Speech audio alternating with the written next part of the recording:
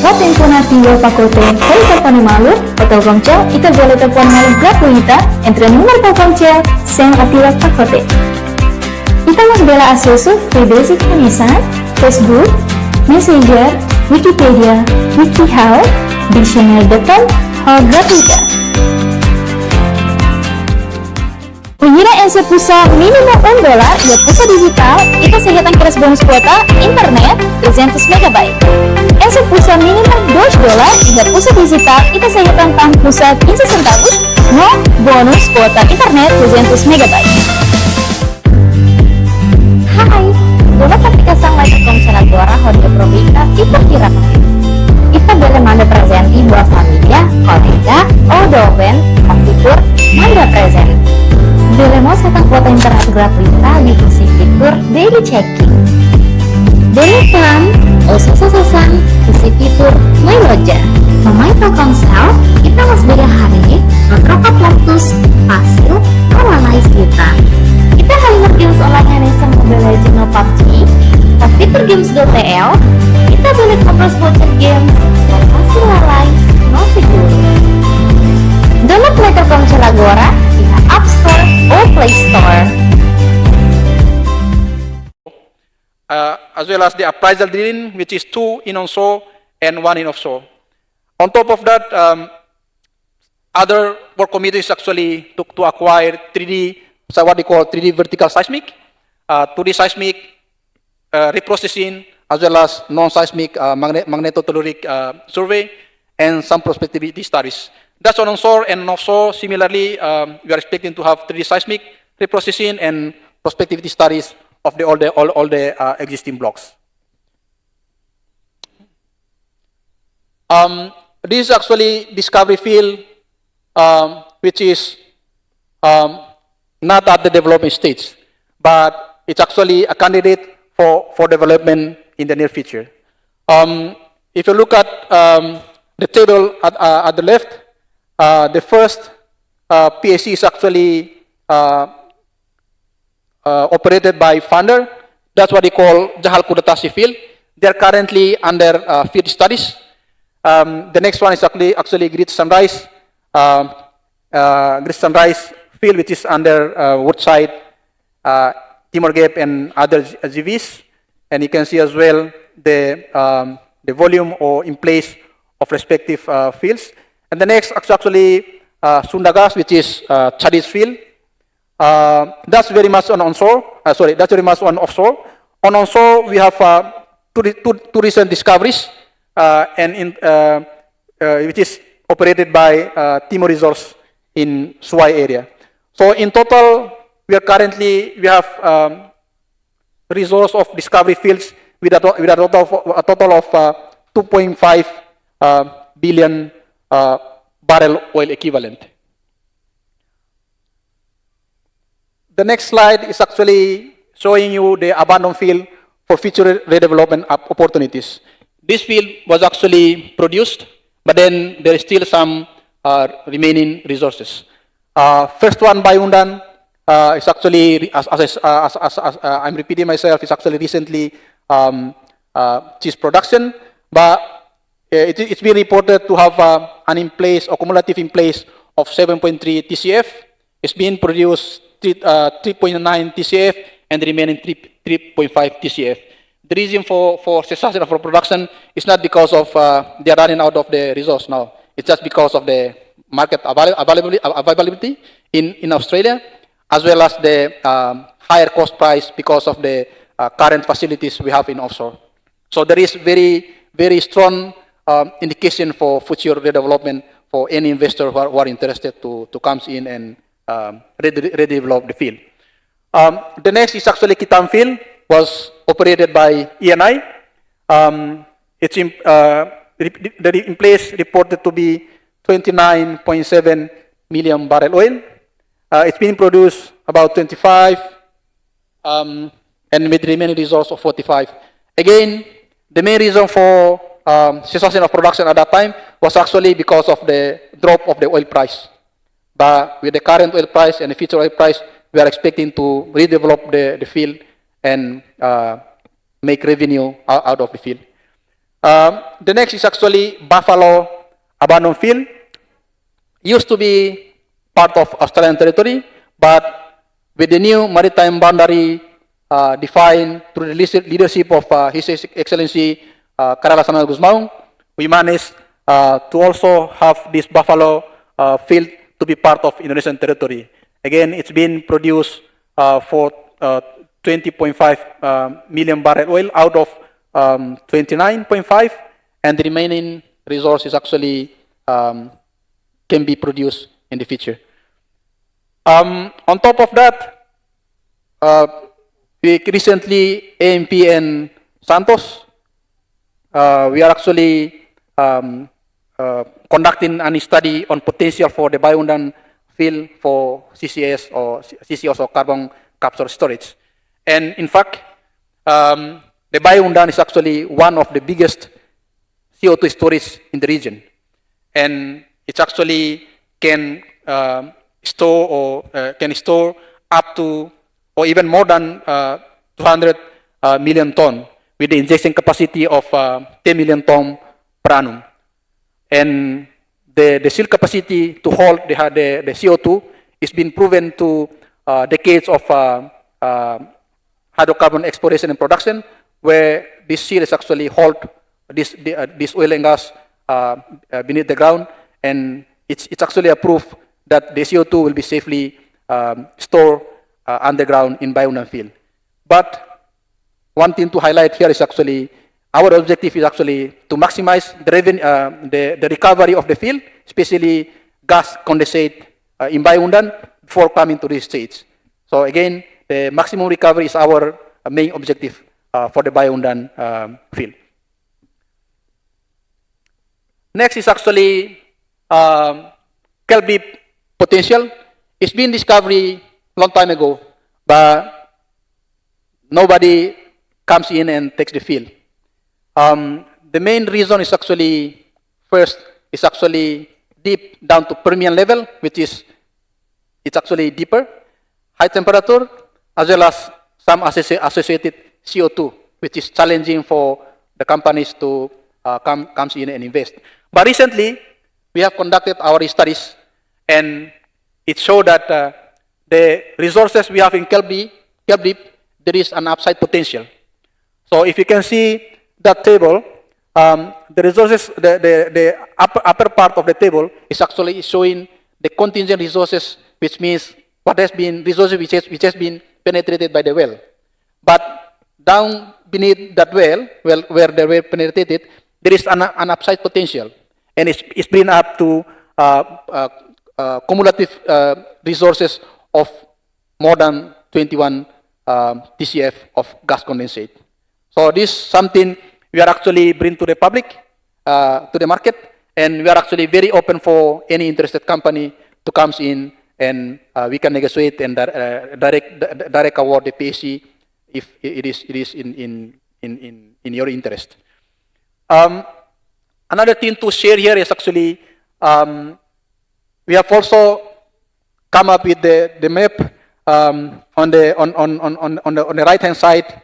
It's actually a map showing the extension of the field of the gas, the field with the gas condensate, but then it's actually Permian. Permian, one of the challenges for Permian is actually the fracture. And we have, through seismic data, we have identified the high fracture in the point, in the dot point, if you can see on the dot point within the red polygon. It's actually one of the very potential fractures to be tested. And that's actually can be an appraisal well to test the potential itself. Again, this appraisal location or future drilling location will help us to best understand the potential, both the currently discovered resources as well as the upside potentials. And also, one potential reservoir the operator back then has been overlooked is actually team bed gas. If you can see on the map at the top, there was a gas kick on that team bed gas, but then they overlook it because it's actually a thin sediment, and it was assumed to be a package of shale, but it's actually not. There is a thin sediment in between. So if we can drill a well and further explore that potential, there might be another additional potential from timber gas. Lastly, regarding the CO2, we have also identified that there is a possibility that CO2 may not be a natural source. They might be, the CO2 might be introduced during the acidization process. And therefore, CO2, the one thing that is scary some of the investor in terms of CO2 content is actually not conclusive. It's actually still inconclusive and need further investigation to address this issue. But again, this field is actually, we have I'll say, comprehensive studies on this field, and we are open to welcome any interest company. We can share these studies with you as well, and continue our collaboration on how we can collaborate to further explore this 𝐋𝐈𝐕𝐄 field, which is a giant 𝐋𝐈𝐕𝐄 field, which is in total about more than 21 TCF, which is actually way bigger than what we see in Bayundan, even Sunrise. Next slide, please. This is to share what we have done since our independence. So in 2006, that was our first licensing round. What we got from the licensing round in 2006, we released actually 15 blocks to the public, and then we managed to award 9 blocks. Unfortunately, by 2024, 9 blocks was actually relinquished. In 2018, the second licensing round, we released 18 blocks. Only 5 blocks was awarded. And 1 block was actually rejected to continue with the PSC signing, just because the energy transition, which is currently introduced by the board, and their initial intention was actually to utilize this area for CCS, but unfortunately the objective of the licensing round was actually for petroleum, and therefore we are not proceed with the signing of the PSC. But it's now, the area is now being open for public, and 1 PSC currently under negotiation, and we are expecting to sign this PSC sometimes this year. The next point is actually, to share here, is actually what are the challenges we have facing during our experience from 2006, particularly from 2006 to recent. It's actually one of the challenges, actually the complexity of tectonic setting. It's become an issue, and as an implication of that, the seismic data in this area some part become very poor, some part become medium and good. At the same time, we have very limited well control, especially on the area where we have less drilling. If you see the Sunrise field and the 𝐋𝐈𝐕𝐄 field towards north, we have only 2 wells, and we have that's one of the reason, one of the challenge we have in terms of well control. And of course, all these issues actually pose a significant exploration risk and uncertainties to the operator or contractor. Second will be high operational cost, which is associated with the complex geology and deep water drilling. For your information, to the south, actually we have water column up to 500 meters, but then further to the north, if you look at the figure, we have water depth up to 2,000, but then further north, before coming to onshore Timor, we have a range of water depth from 0, even more than 2,000. That's actually the challenge we face in offshore area. In onshore, it's actually a rock terrain, and of course, accessibility and logistics is a challenge. At the same time, oil price actually fluctuative, and sometimes it's hard to predict. And lastly, the challenge in energy transition as currently introduced by the board. Next, please. So that's actually the challenge we have. But we have tried to come over all these challenges. So this is what we are trying to do. But before coming to what we are trying to do in terms to come over the challenges, I would like to share some opportunities we have. If you look at the figure, the top figure is actually a plot of our discoveries since the incentive, since the sunrise discovery, Bayundan, Kitan, and later on. It's actually a creaming curve, exploration creaming curve, which actually to say that the discovery is actually inclining. It's not steady yet. What it means to say? It's actually to say that the resource is still there. We just need to explore more and more.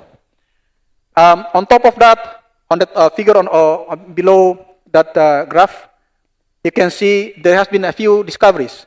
To the very left is actually Sunrise Field. In the middle, we have 𝐋𝐈𝐕𝐄 discoveries. Farther south is actually Chadi's discoveries. Further west, we have Bayundan with the red polygon, and also further north of the Bayundan, we have marginal discoveries. On top of that, further north, if you see all the dot points, it's actually result of the seabed coring, and it's actually indicate the oil and gas ships at the seabed, and it is confirmed to be a thermogenic oil and gas. So it's not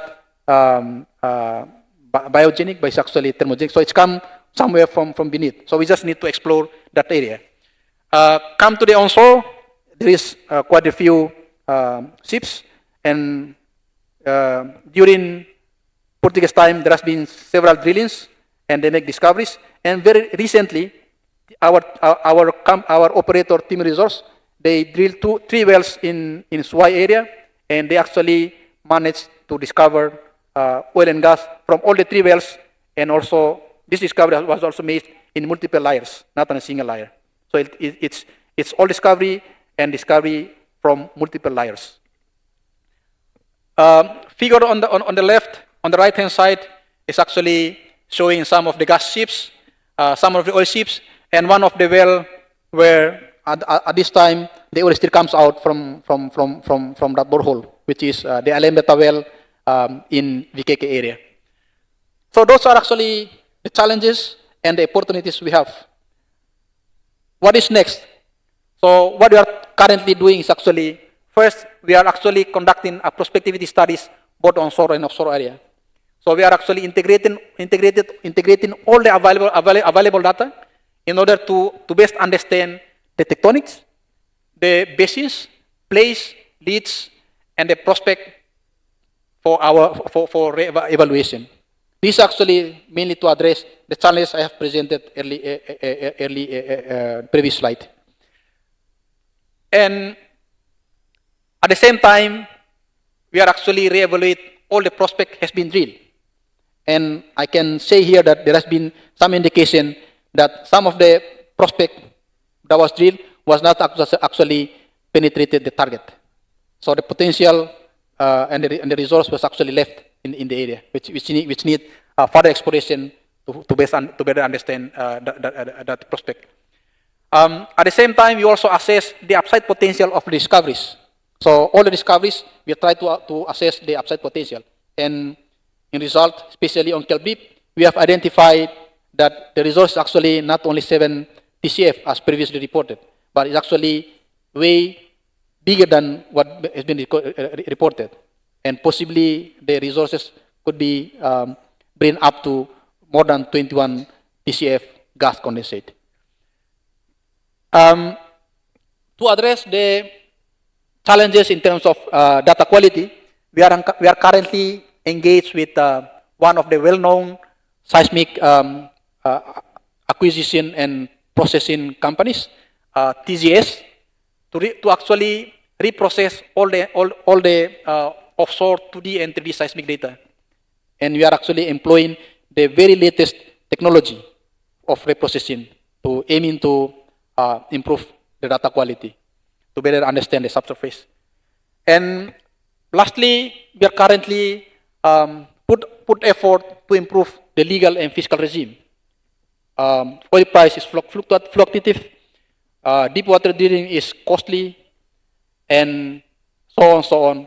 So we are actually trying to improve the legal and fiscal regime. First, it's actually to be, in terms of contract, we are aiming for a flexible exploration work commitment. We previously, we a bit stick to say that you have to have this program in your work program. But this time, we are actually trying to say that you can come up with your plan and tell us what is the best plan, the best program for exploring your area.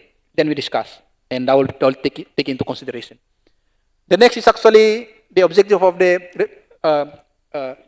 excuse me, can you go back to previous slide? Sorry, previous slide, please. Yeah, thank you. Yeah, the next actually, the aim is actually to make our area more attractive and competitive to the region. More is actually, we are expecting to give more incentives and best cost recovery. But then again, another objective actually to make the operator to have less administrative work, but then without prejudice the HEC aspects. Next, please. Next, please. So, from that challenges, opportunities, and what we have trying to make it better, we have come up with new Timor-Leste exploration and development domain. This is actually, if you can see on the figure at the top, domain A is actually the mature area where we have all the discoveries. That's actually the mature area.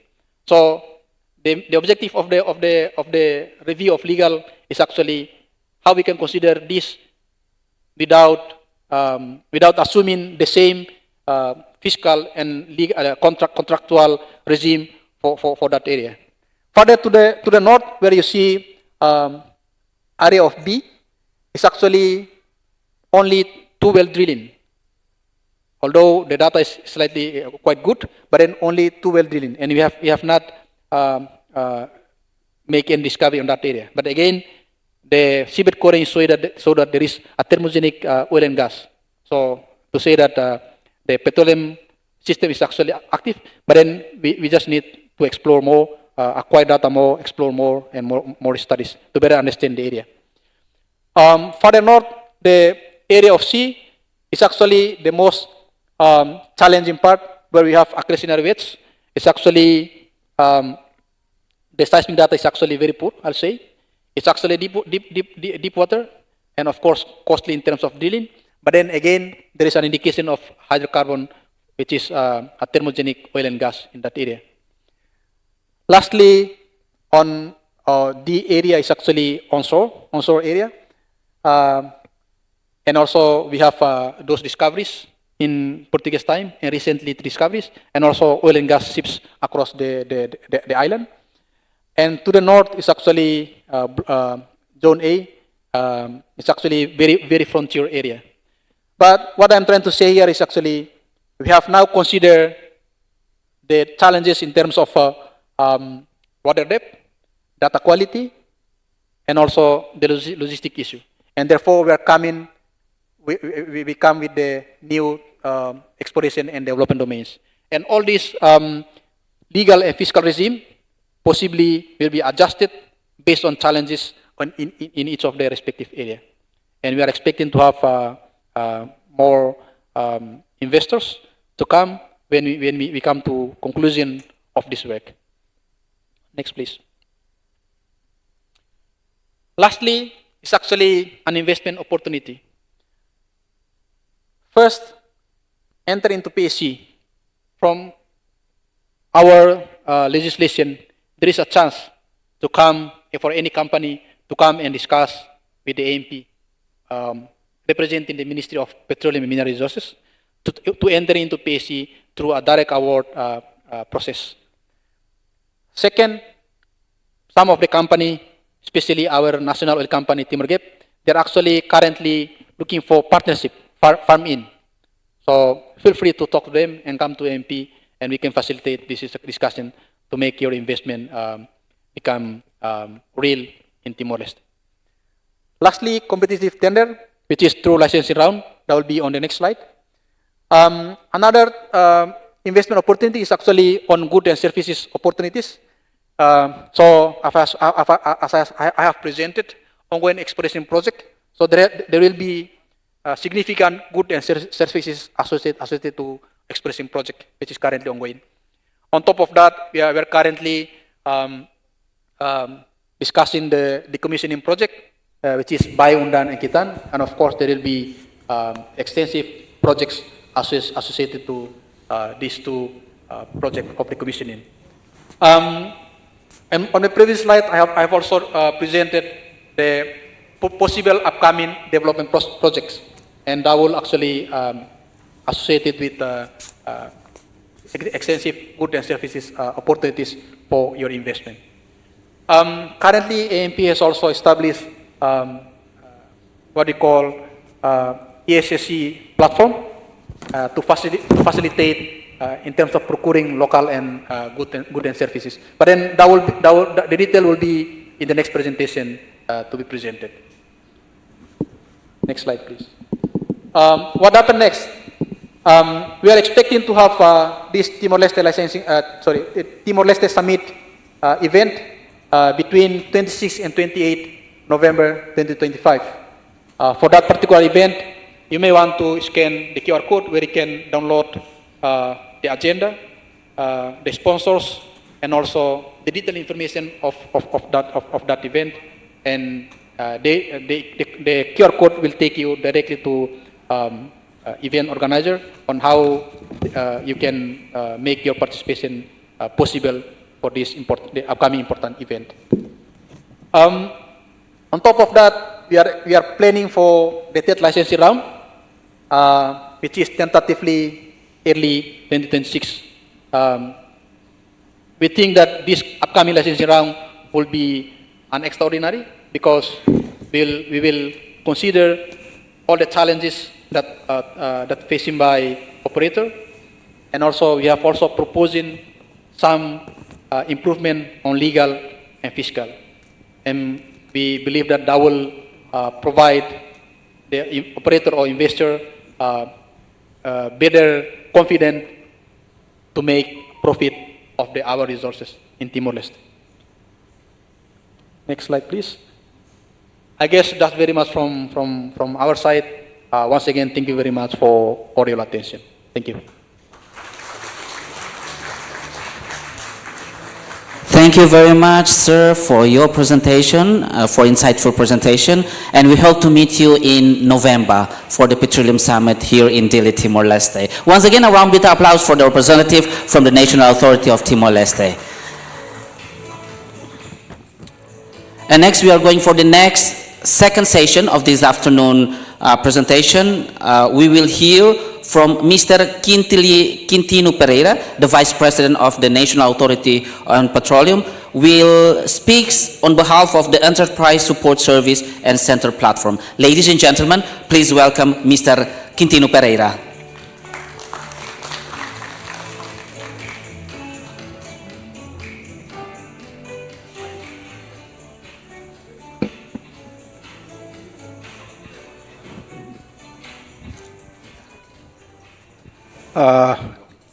Once again, good afternoon, everybody. Thank you for moderator. I think welcome to delegation from China, Macau. Also delegation from India, I saw here. Delegation from Indonesia as well, but not too many here. And also thank for local suppliers, vendors, may around here, oil and gas operators.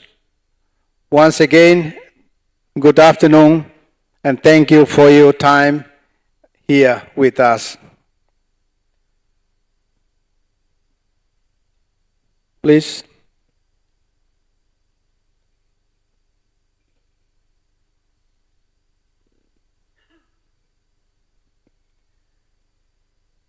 Yeah, I'm here to share with you on the local content, particularly how empowering Timor-Leste local content in petroleum sector. My colleagues presenting on business opportunity in oil and gas sector.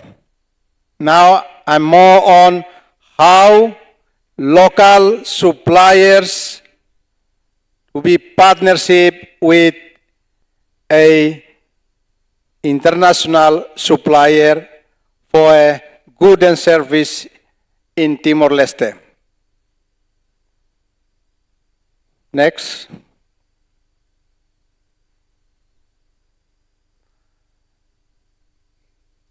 Local content in petroleum industry is vital for sustainable development in Timor-Leste. There is three key issue or agenda or topic here is very important. Second one is on the oil and gas sector, play a key role in Timor-Leste for Timor-Leste economy. And third one is we are establishing online platform to support local suppliers and international suppliers and facilitating both to have good and service contract in oil and gas sector. Next. So the importance of the local content in petroleum sector. The aim here is to build capacity of the local, skill development, knowledge transfer, and also to support the local suppliers and its people for supporting carrying oil and gas project in Timor-Leste. And my colleagues mentioned about the oil and gas business opportunity. He's talking about the PC operators. Now, time for local suppliers and colleagues from Indonesia, colleagues from Australia, India, China, to partnership.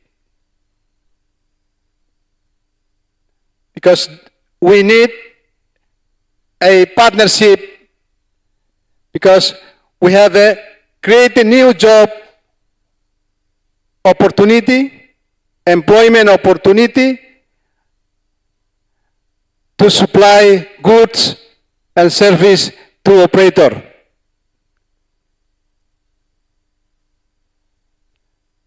There is also how stimulate enterprise and grow of the small and medium enterprise. For that, we facilitating, connecting local suppliers, local contractors, and international contractors to be partnership for a project in oil and gas, both offshore and onshore. For the local people and local suppliers, there is an opportunity to produce and supply the goods to feed oil and gas employee that they are working on offshore and onshore. With that, we will build a strong base to strengthen national identity and resiliency. Next.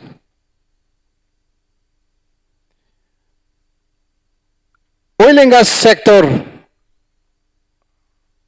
as a driver of economy grow in Timor-Leste.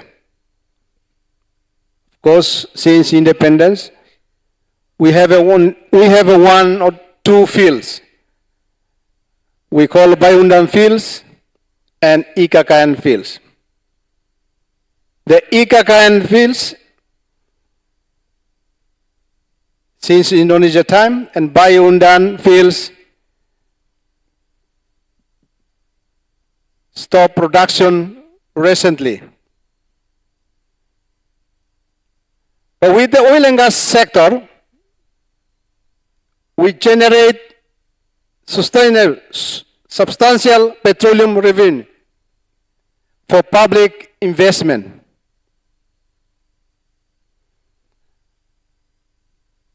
We are talking about the public investment, means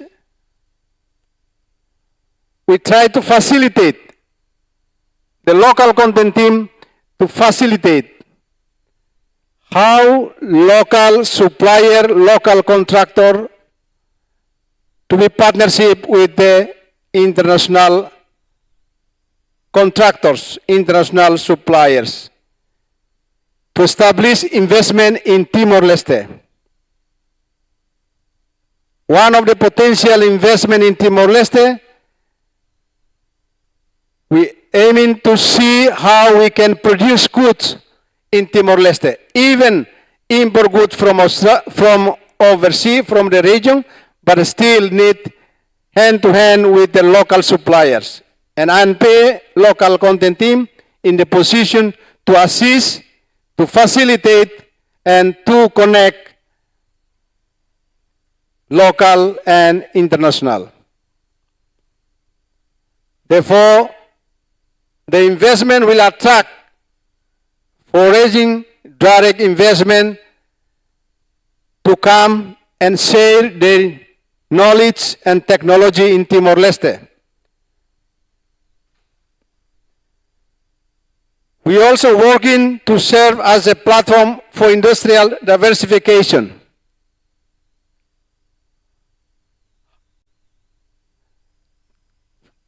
To diversify the project here, one of the opportunity here is with the oil and gas sector, oil and gas industry in Timor-Leste.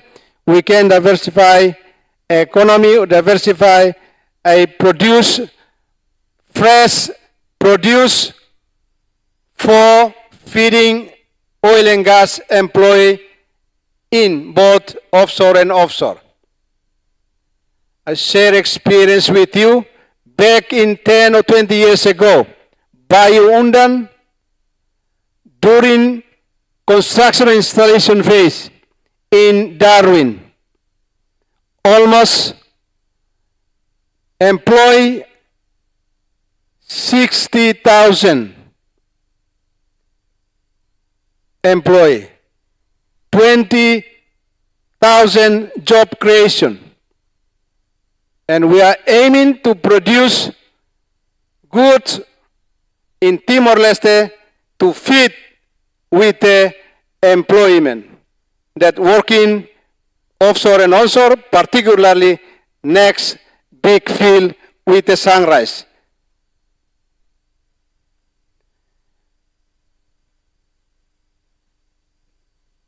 Back to slide, please.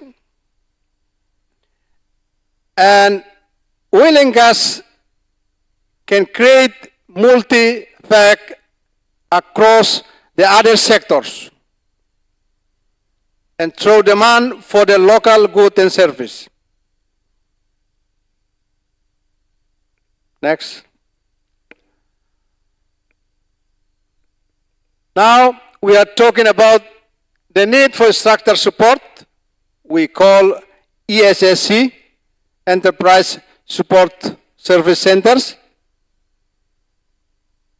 These supply centers is an online platform to facilitate, to register, and to connect local suppliers and international suppliers to communicate each other how you do your business in Timor-Leste.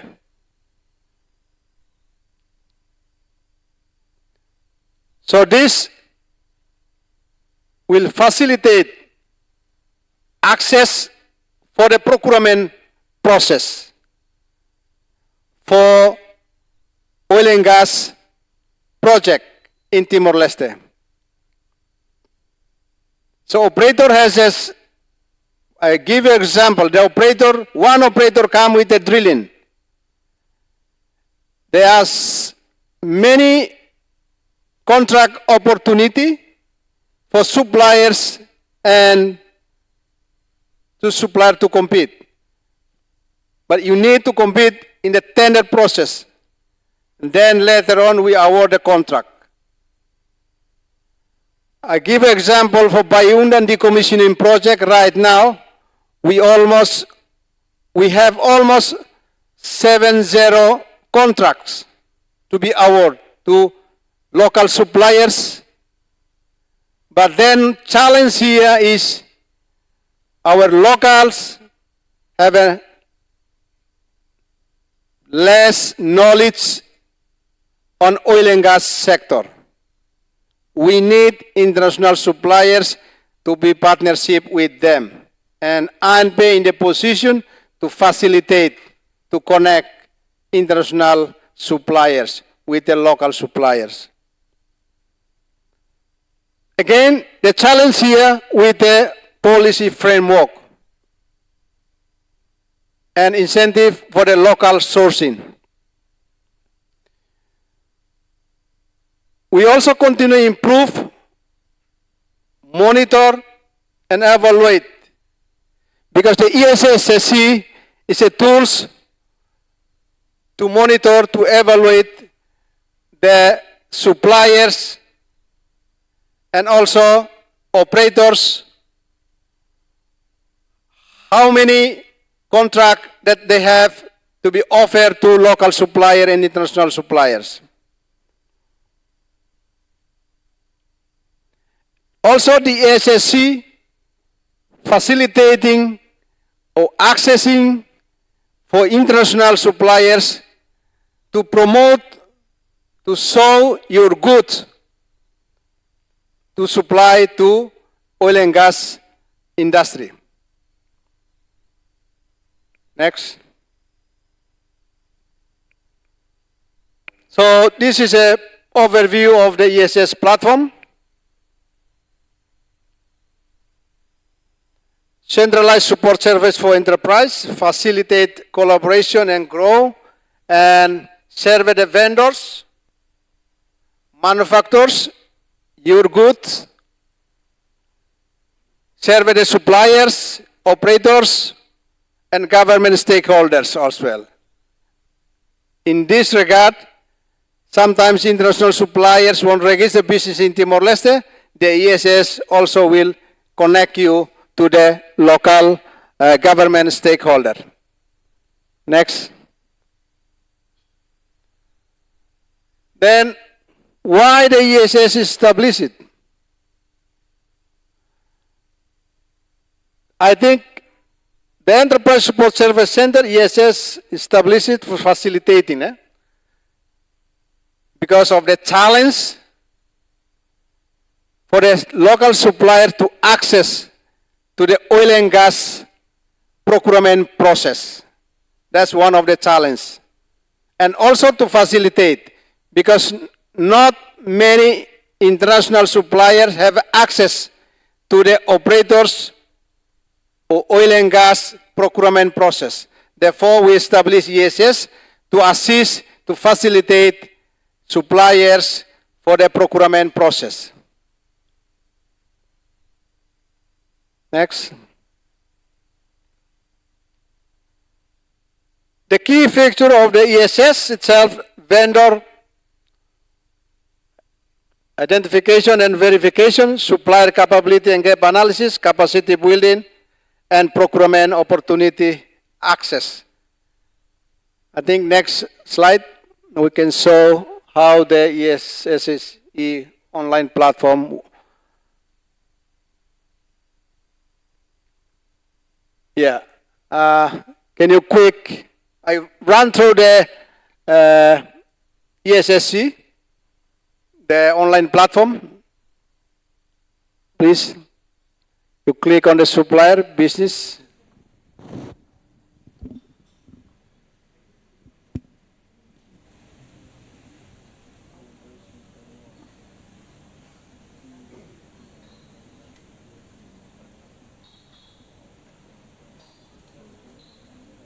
Click on the ESS platform overview video, very short video.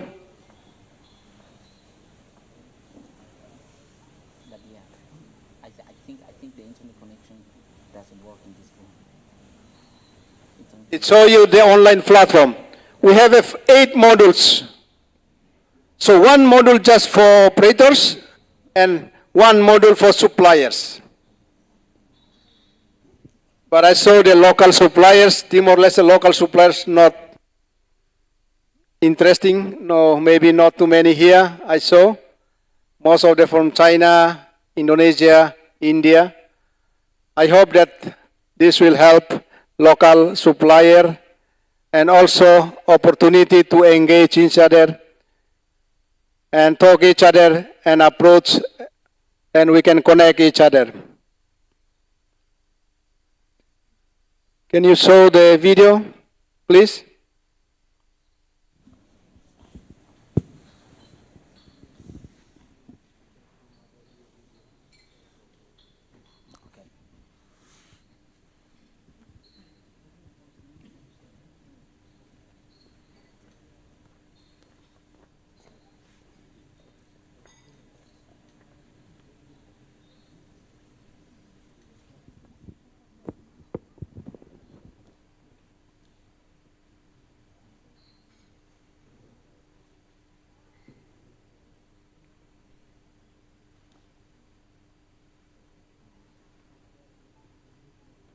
Yeah, this is the website of the ESSC online platform.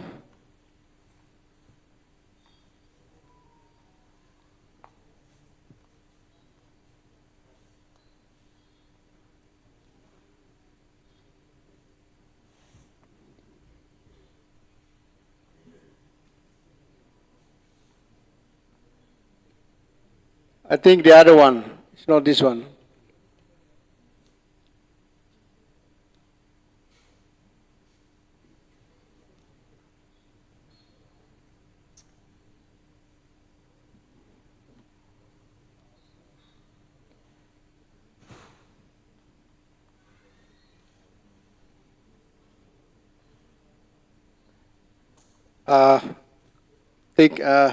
Apologize. Actually, we are aiming to show the online platform. I hope that still have time, or maybe. Sir, you still have 3 more minutes. Thank you.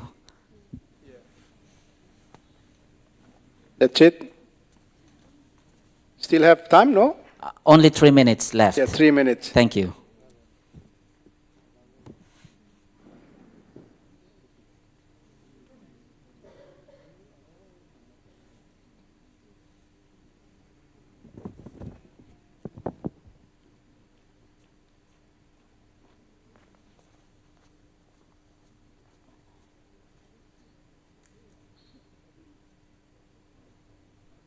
Doesn't work?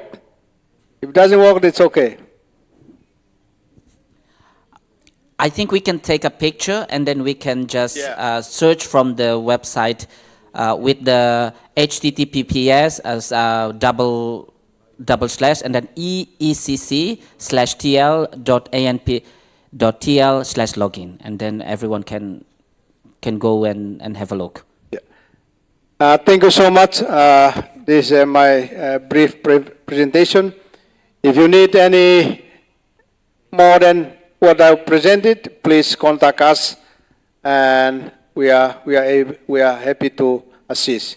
Thank you. Thank you very much, Excellencies. Ladies and gentlemen, a round big applause for the Vice President of the National Authority for Petroleum, Mr. Quintino Pereira. If we are here from the petroleum side, now I would like to invite an expertise from the National Authority of Minerals that will present and which will share with us some insightful opinion in the mining development and environmental licensing. But here we will more emphasizing on the mining development and investment opportunity to Timor-Leste. So ladies and gentlemen, please join me in welcome the President of the National Authority for Minerals, Mr. Rafael Araújo.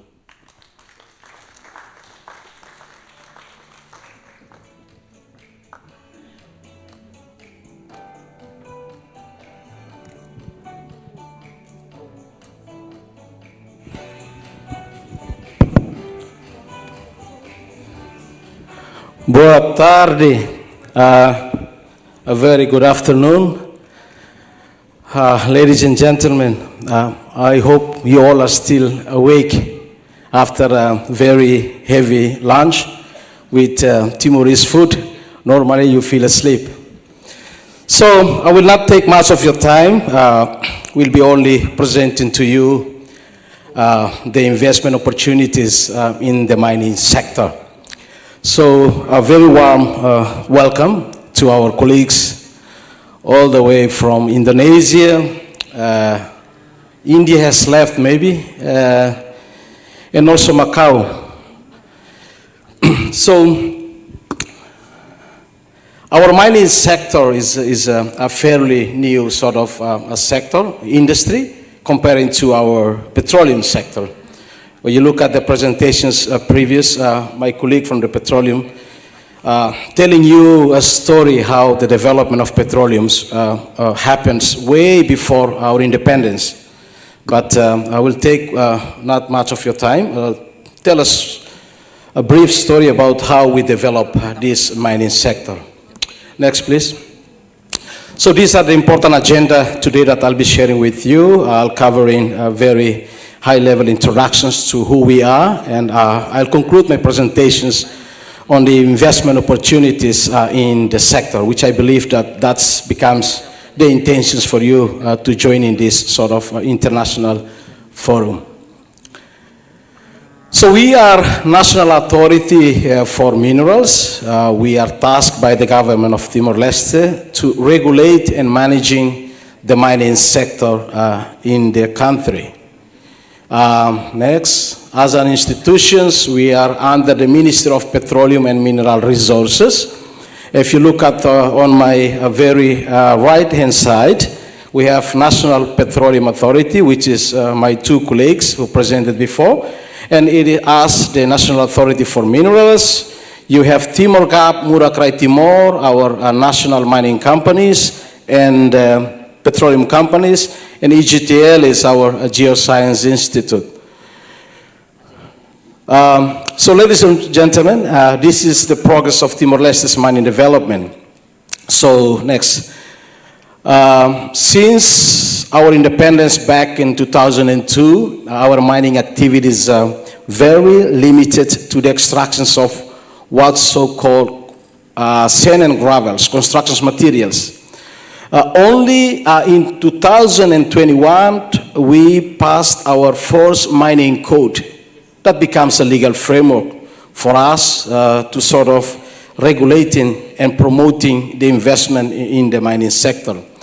So having the mining code in place, the legal framework in place, it gives us opportunity to conduct our first ever mineral tender in 2023. Jenny. So this slide is actually to present to you a very highlight on the mining code itself. Next. So the mining code, the law itself covers all the principles of the mining activities. Some of you might not aware with the mining activities, but it is just to show to you that the Timor-Leste has very, very strong legal framework in governing this sector. And this legal framework is not only to govern the sector, but also to provide the investment security in the mining. So it covers This is just to show the highlight, the importance of provisions in the mining code, where it tells that the ownerships of the resources is actually belongs to the state. What does it mean? Meaning that despite the fact that if you encounter the mineral deposits in your private lands, government has the all authority to manage the resources. I've traveled across the country. I visited some of the country where different jurisdictions. If you encounter gold, copper in your private land, you can split it with the government. But in Timor-Leste, no. Okay? If you have gold, copper, and manganese in your private land, government has the authority to sort of regulate and managing it for the benefits of the people of Timor-Leste. And other than that, the mining code enforces the state participations, where I presented previously, we have our national mining company. Well, this national mining company plays important roles in participating in the mining sector.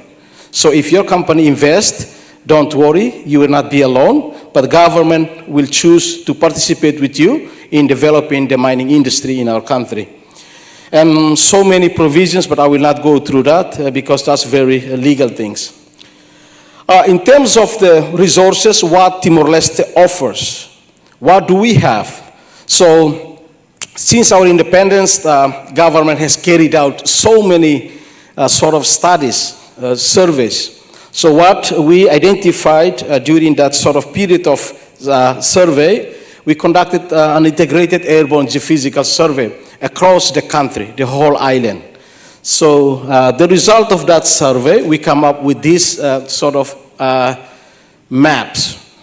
So if you are a non-geophysicist, you might look at this is just a normal map. But if you are a geologist or you are a geophysicist, it might be an interesting map to you because that's show the interpretation might lead to the potentiality of the minerals and maybe also to the petroleum. Not only doing the geophysical survey, but government also invested a lot in conducting a geological survey. Our experts, our geologists always tend to go to the field, collecting the data and information to improve our knowledge in understanding mineral prospectivity in the country. So we come up with this map. These are the potentials that we have. This is for non-metallic minerals. So in Timor-Leste, we identified various types of minerals. We have andesite, we have gabbro, kaolin, marbles, limestone, and so many. It's been identified and mapped across the country. And also, a part of non-metallic minerals, we also have identified metallic minerals. Next. So, presence of copper, chromium, gold, copper, and silver are currently being identified in the country. And some of studies are still continued, conducted by our A&M team and also our geoscience IGTL team as well. We continuously progress our survey in order to continuously understand Timor-Leste mineral potentiality. So gold, copper, silver, manganese, and other minerals are identified. This slide, just to show with you what we have done in our first mineral tender. So in 2023, we conducted our first ever mineral tender, an international tender. We opened up approximately 49 blocks or concessions area. If you look at these black blocks, these represent the concessions area that we opened at that time. 49 blocks. So our institutions, it's only 1.5 years old. We were established in 2023. September 2023, and as the institutions established, we have very big task to actually promoting the investment in the mining sector. So we promote 49 blocks during an international tender into 2023, and the result of that tender produced this map. So currently, out of that 49 blocks, 43 blocks are taken. within 1.5 years. Okay? Within 1.5 years. We promote that blocks internationally. We go to the many events in the, across the regions, and we managed to secure investment for 43 blocks. So that investment is for metallic and non-metallic minerals, gold, copper, silver, and also for limestone, and also for sand and gravels for export purposes. So various investors decided to invest in the country. A majority are from Australia-based company. Some of it are from China and also from Indonesia. So these explorations blocks are currently happening as we speak. Some of the geologists of these companies are operating in the field.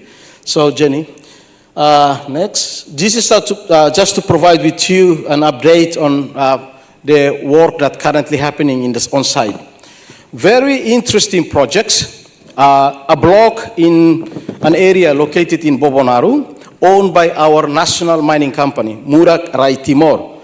The company after one of the very important rare earth minerals. Okay? The utilizations of the rare earth minerals are very important in the energy transitions.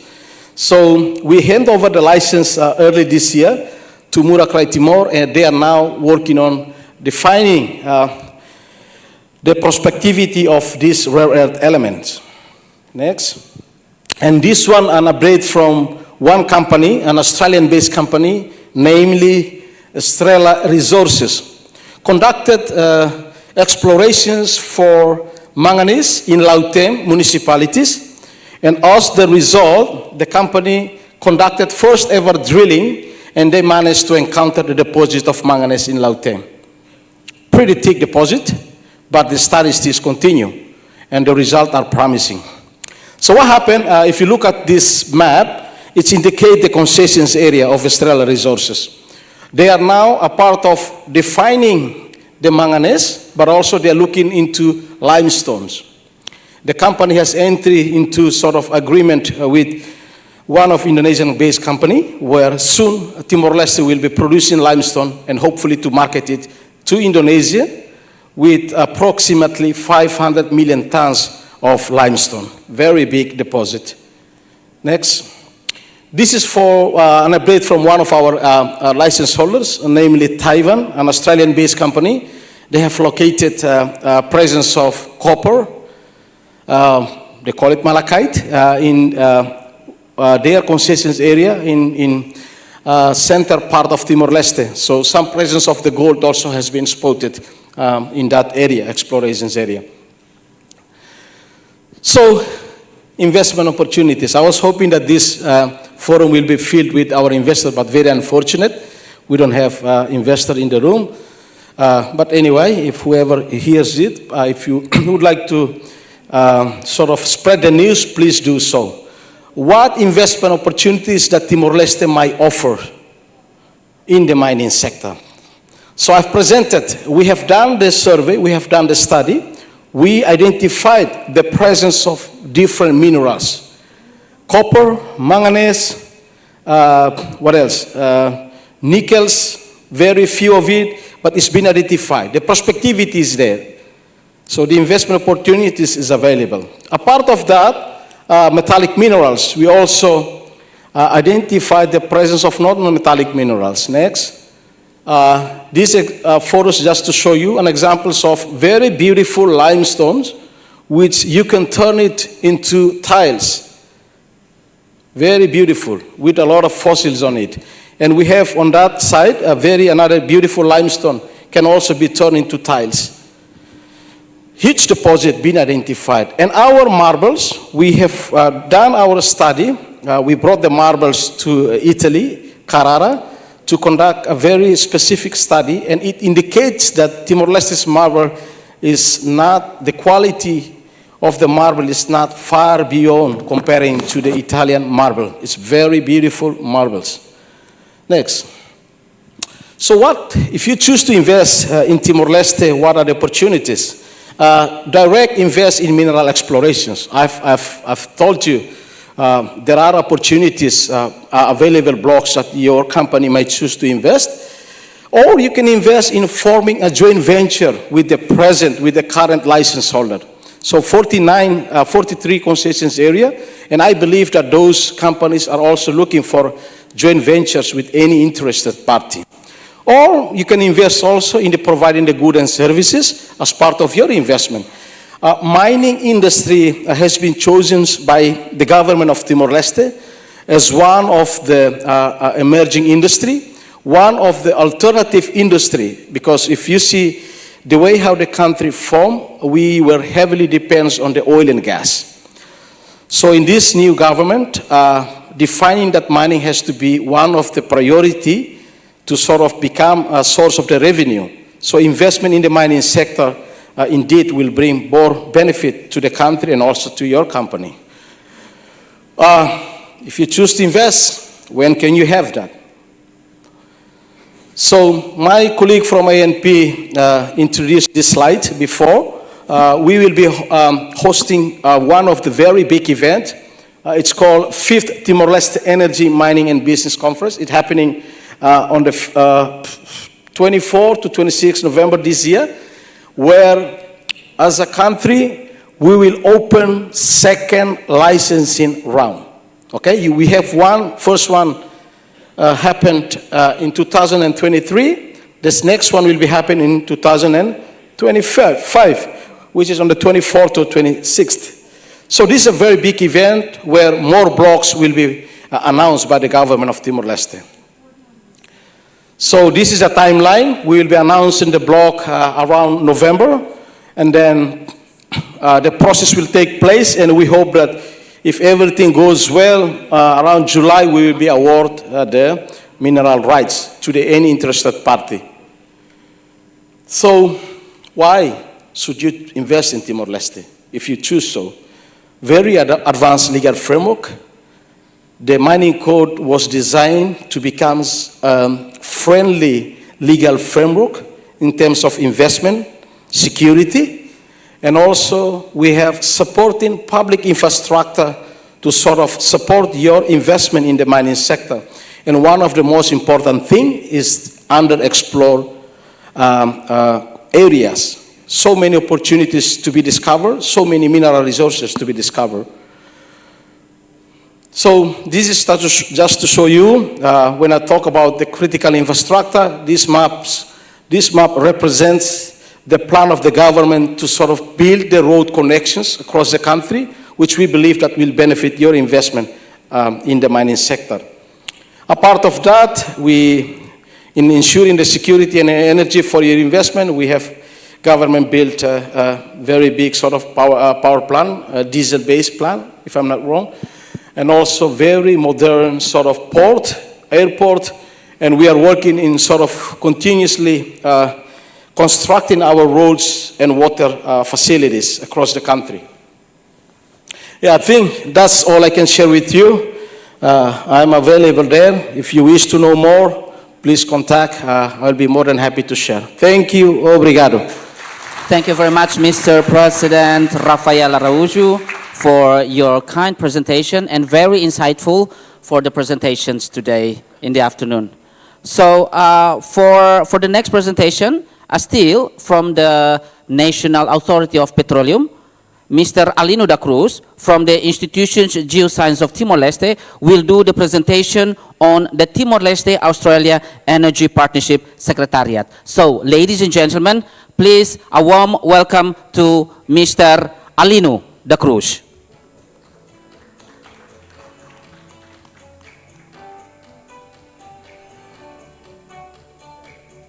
A very young and very tough generation of Timor-Leste. Once again, a round of applause for Mr. Alino da Cruz.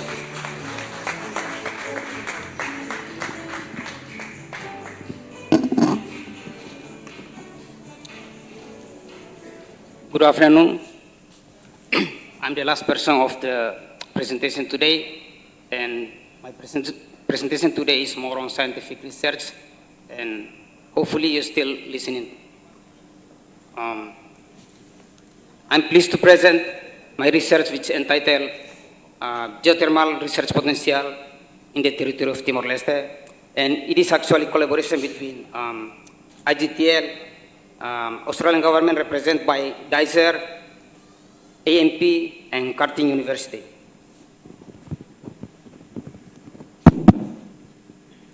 Next, please. So here is the outline that we are going to talk.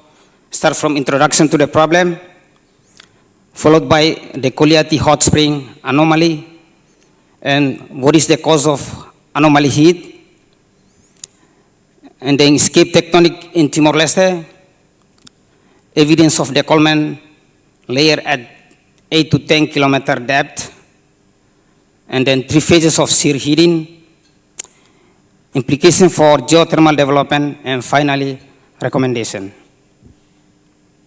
Next. Next. So we start with introduction.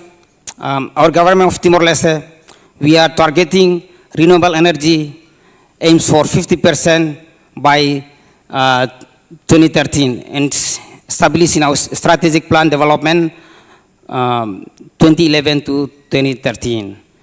But currently, we are heavily reliant on fossil fuels, which is our government prioritizing renewable energy through nationwide study to identify optimal project site, which is geothermal is categorized as renewable energy, and we have obligation to do research on this. And just to show, the map is about our route map of how power station in territory of Timor-Leste. The one is Hera power plant, which is the biggest power plant in Timor-Leste. Next, please. And that's Betano power plant, mostly powered by fossil fuels. Objective. So we conduct this research as our responsibility as a geoscience research. So our objective is to investigate the geothermal potential of Timor-Leste and to develop pilot project to produce renewable energy from geothermal energy. So I'm showing you the map of geothermal potential in Timor-Leste, which is conducted by James et al. 2005. He's in Norwegian. He's a New Zealand geologist. Back then in 2005, we don't have geologists, so it was conducted by James and his friends. So was able to identify several hot springs, and please, and it shows that there is no sign of high temperature, and categorized as low geothermal potential. Next, please. And so the newest study, it shows us that several hot springs we finally found, and it was conducted by Dos Santos et al., the current president of IGTL, and I was involved. And we find the most highest temperature in the country, which is highlighted in the green circle. And it is high temperature potential that whether we study further to generate electricity or district cooling or district heating like other countries do. Next, please. So I'm showing you, this is the most highest temperature we found in the new study, and the temperature is 98 degrees Celsius, and potassium hydrogen tank, and discharge, we are using the PVC pipe, and it's 0.3 liter per second. Next, please. So we know that geothermal exists in the volcano area. By knowing that Timor-Leste is non-volcano, and this is showing that high anomaly exists here. So it is a driving force to motivate us how we can determine or identify the genesis and origin of the heats to make the previous video make 98 degrees Celsius. So we start from deep fluid circulation. It's approximately at 3.8 kilometer depth. It is where the boiling point origin.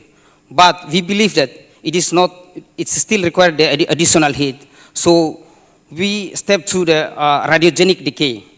Usually boiling point, which in normal volcano area, it is radioactive decay element like potassium, thorium, uranium. When they decay, this process undergone mechanical process, then later on they transfer to heat and make the boiling point exist.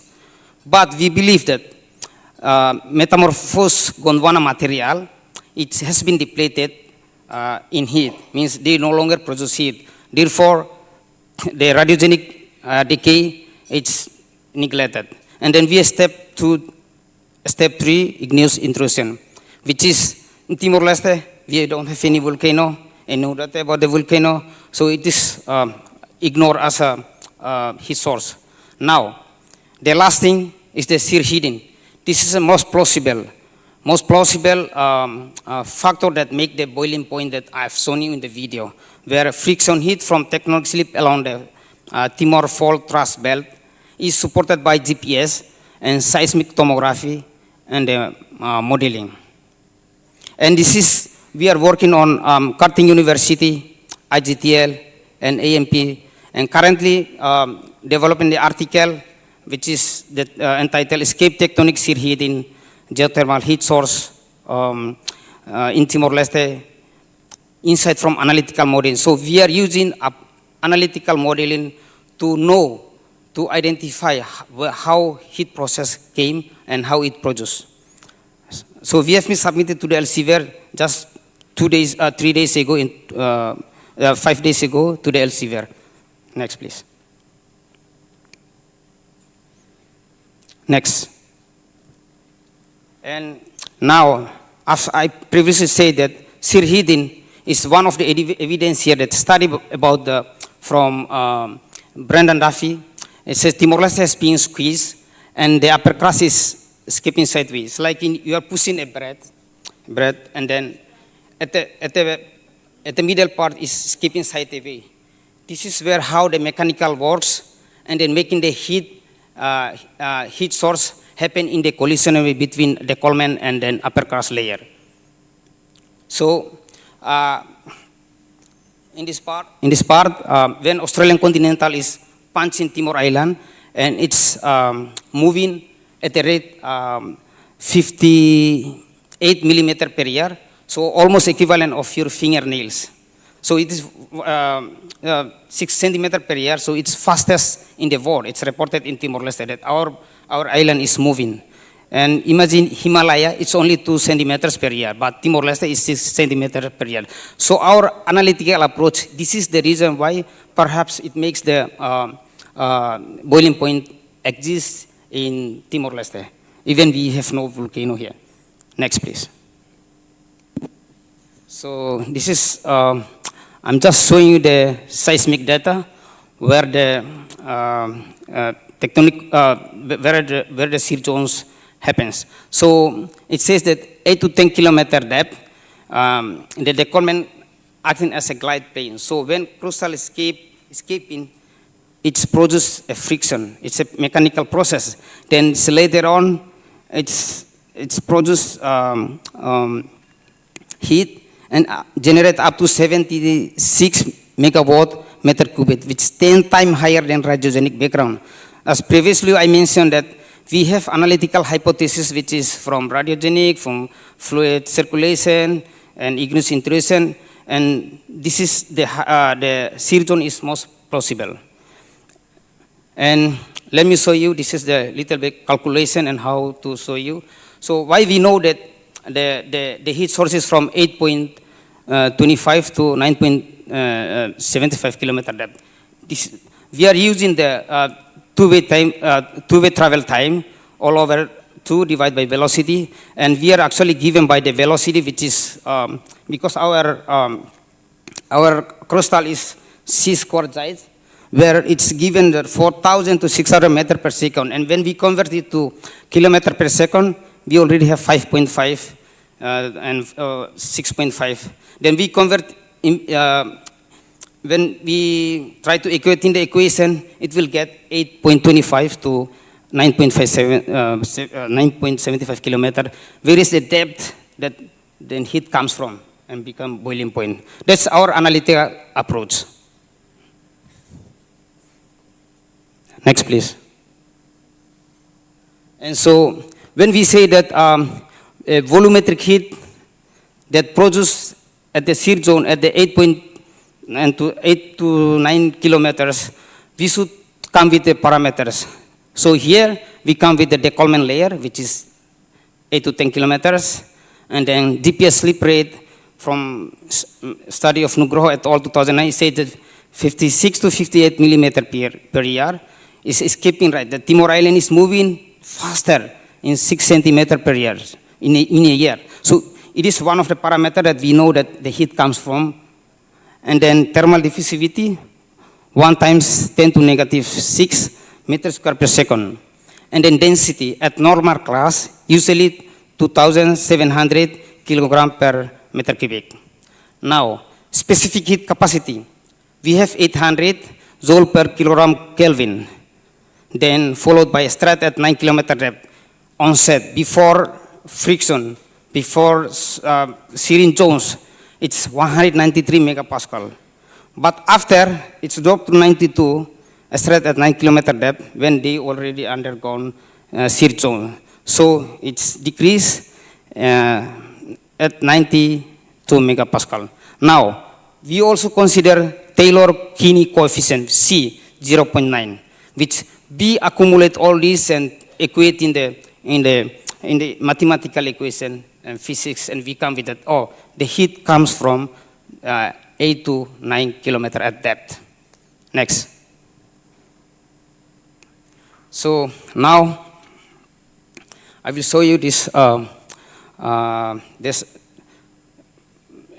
equation here is a differential equation, which is temperature over time. If you see here, it is temperature, and then temperature, and the blue line is start from 1 year. It's on time, it's onset. So the temperature is approaching 400 degrees Celsius. When there is a change in, after shear zone happen, skipping tectonic, then we are using the temperature is, the second derivative of this is temperature over position. So we use the step 2, it becomes the red line, and where we find the 90.8 degrees Celsius on the quality hot spring.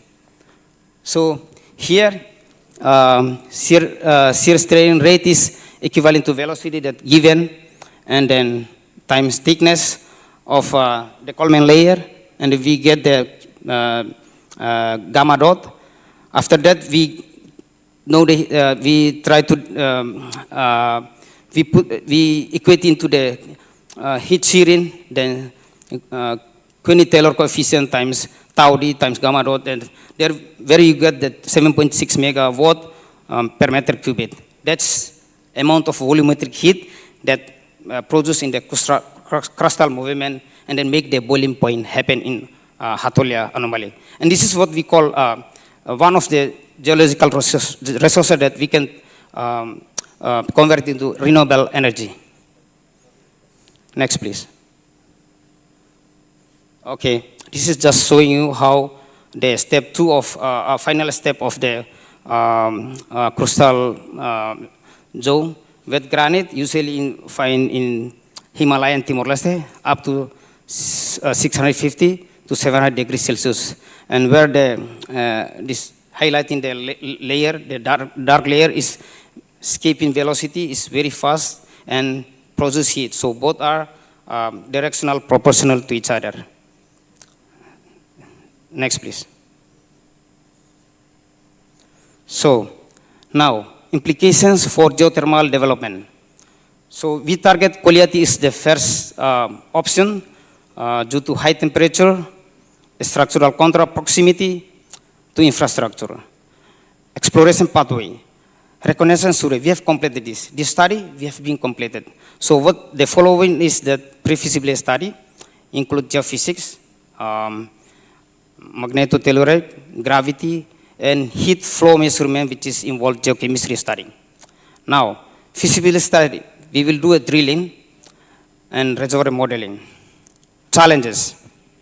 Challenges is because Timor is mountainous area, we have rugged terrain, also limited data, and seismic hazard we need to take into consideration. Opportunities. Baseload renewable energy. Energy independence, tourism development for Warm Spring. Next. So recommendation. So as previously discussed, that we advance to pre-feasibility study where we conduct magnetotelluric, this geophysics study, and gravity survey along the Timor Fault thrust belt. Also, we measure heat flow near Koleti hot spring, the one that high anomaly, and other places that nearby. And strengthening technical capacity. We have to train our people, young scientists, like, especially like train IGTL, because IGTL is the institute where government tasked them to do the scientific research about the natural resources. And we also have to partner with international institutions like Karting University, KIT, Germany, USGS, and GNS Science. We also need secure funding, seek support from World Bank, ADB, or IRENA for geothermal development. And develop a national geothermal roadmap to integrate geothermal into national energy planning. And explore dual use application like geothermal power. If the temperature higher, let's say greater than 60 degrees and above, we would think that whether it's generate district cooling, district heating, or generate electricity. However, if the temperature is lower, then we would think that maybe just use for tourism purpose, which is we call direct use. Next. And this is the final slide of my presentation today. And we are still in the study, processing of study and research. If any one of you open for us collaboration, from technical ability, from budget, we are open for you. Thank you.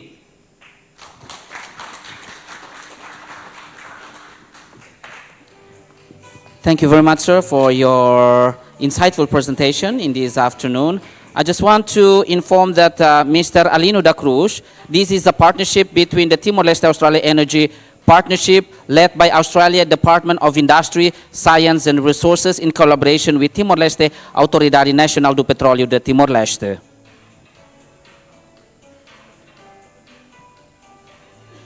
And we would like to greet the presence of His Excellency Vice Minister of Commerce and Industry of Timor-Leste, His Excellency Mr. Augusto Junior Trindade. Good afternoon, sir, and thank you.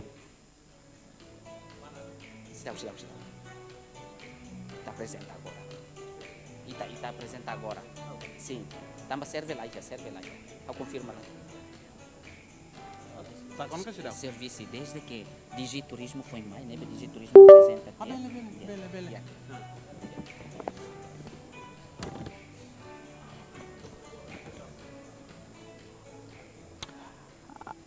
I would like to confirm if there is any representation from the survey.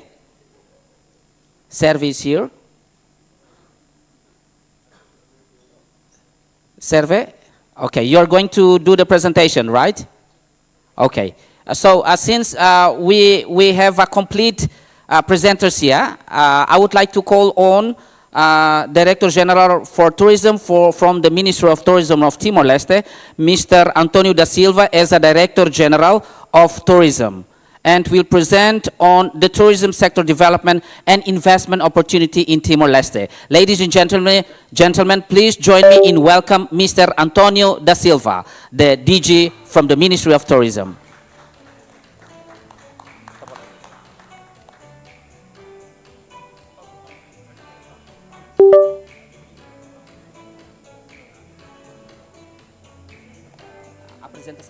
sila pasang mana. Okay. Sir belum aja.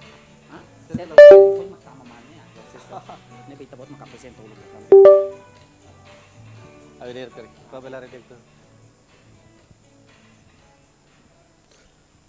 Good afternoon. I believe it was a long day for all of you. Taliritang o karato bem-vindo ba silêncio vice-ministro, o equipa tomak nomos o colega sir bem participe hene, si teniang representasi si Timor-Leste by Ambassador niang Jakarta. First of all, I would like to greet His Excellency Vice Minister for presenting here today in order to follow what we're going to present in terms of tourism sector. I will have at least less than 10 slides, which is pretty much go straight what we have done so far. Basically, where Timor-Leste tourism stand, where we're gonna go, where we're heading to, and how we'll get there. With several basic statistics that will might provide overview in terms of tourism development in Timor-Leste.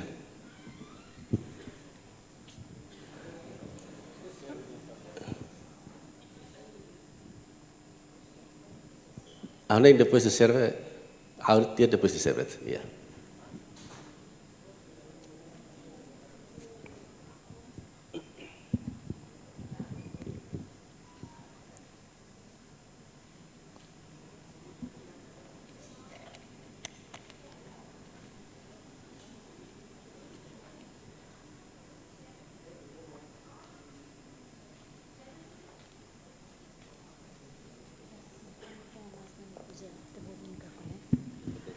A fatena para técnica que por acaso nem a apresentação de turismo nem depois de turismo foi serve nem carrega bela matéria turismo nem lá please.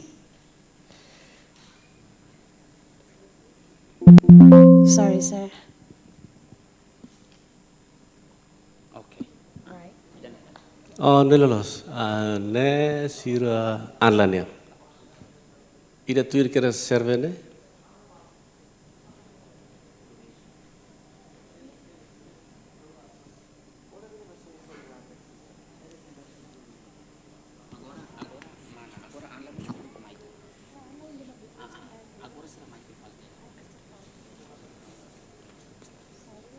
If I may ask, is anyone first time in Timor-Leste? First timer? So how long you going to be here for? How long you going to be here for? How long? 3 days. Ah, pretty short. Pretty short. You will travel along, like you will go to district or just stay in Dili? Ah, okay.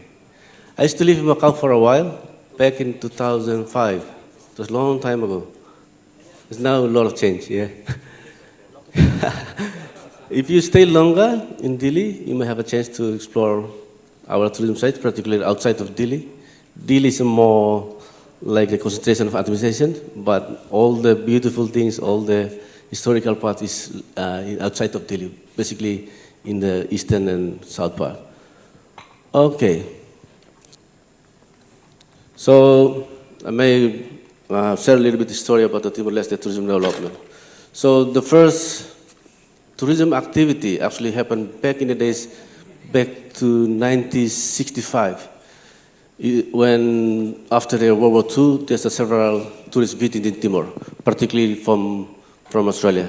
Then from 1965 until 1975, it was totally stopped. And then tourism activity in Timor-Leste started again when we gained our referendum back in 1999. And then from 2002, 2006, there's quite events there.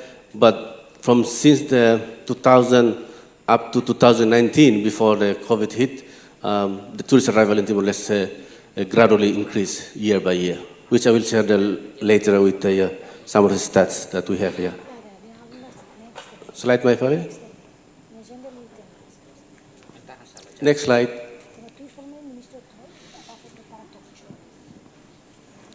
Okay. As part of our legislation and government commitment in terms of tourism development in Timor-Leste, we have a basic guidance for our tourism development itself. We have the Timor-Leste Strategic Development Plan, 2011-2030, which is prioritized tourism as one of the key sectors, as part of the other sector, agriculture, mining, and oil and gas. but tourism also one of the main sectors that need to be promoted in terms of job creation, economic revenue, and other sectoral benefits to the country.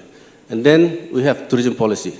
Tourism policies is basically adopted from the National Strategic Plan itself. And in our tourism policy, we have 5 priority areas, or 5 pillars, which we consider tourism as one of the leading sector, as one of the key sector for economic development.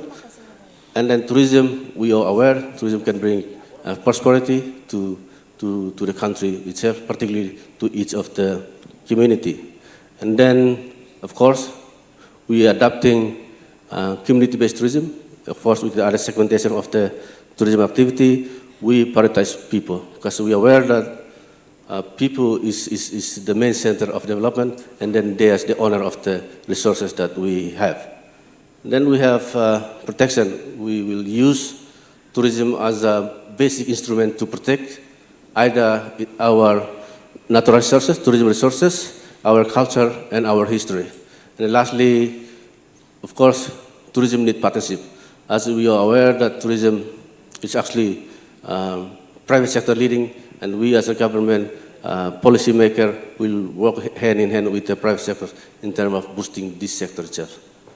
Then later on, back in 2023, we have our National Strategic Tourism Development, which established the guidance for implementing all the programs activities that we have mentioned at the tourism policy itself. It has several key sector intervention, basically in infrastructures, business environment, business enabling environment, human resource development, quality service delivery, and increasing number of the tourist arrival in Timor-Leste. Next slide.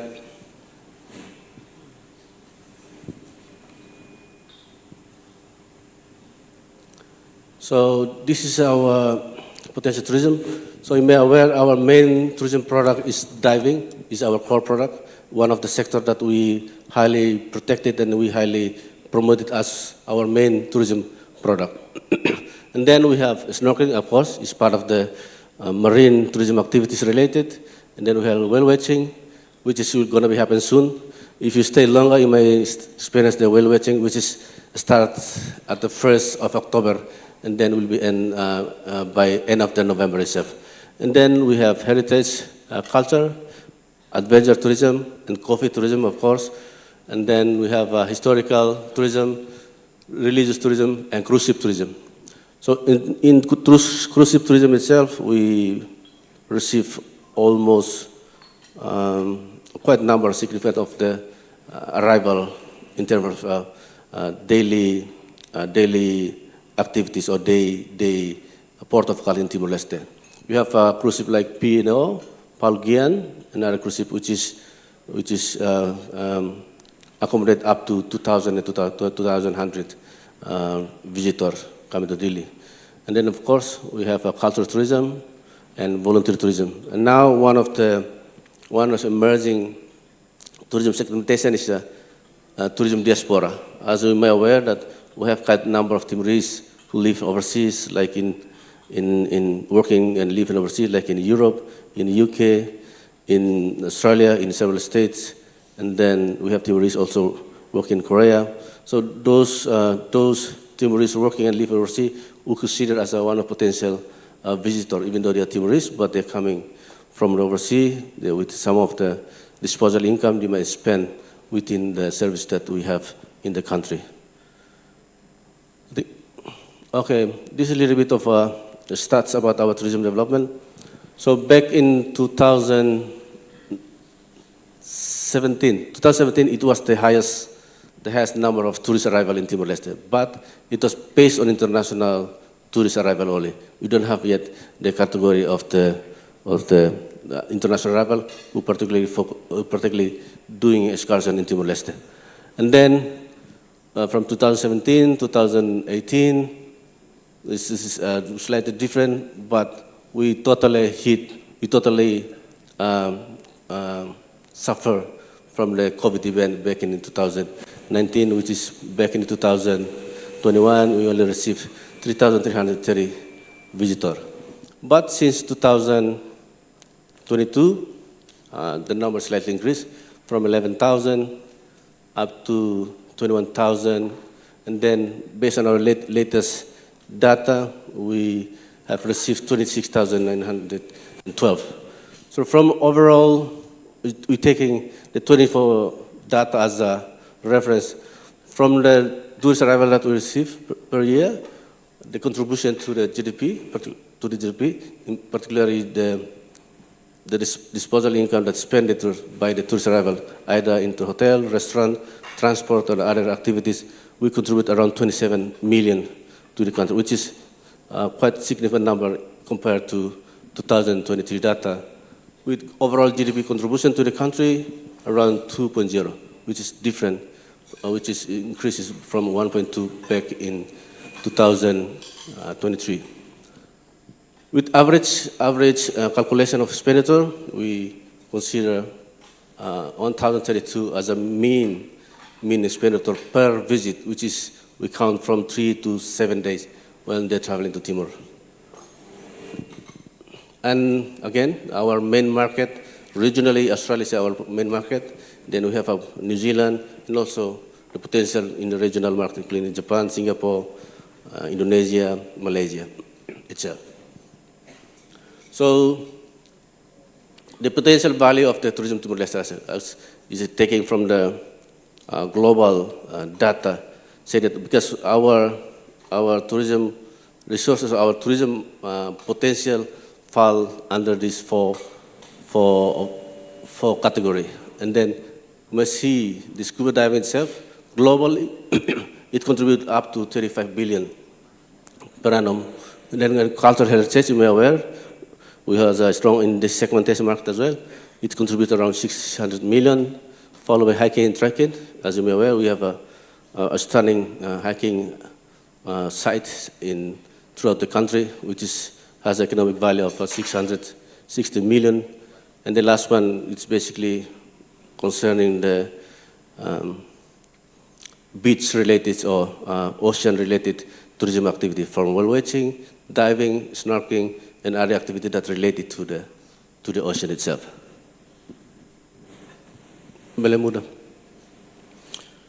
Okay, accessibility. As you may be aware, now we have air services from direct flight from Darwin, which is daily.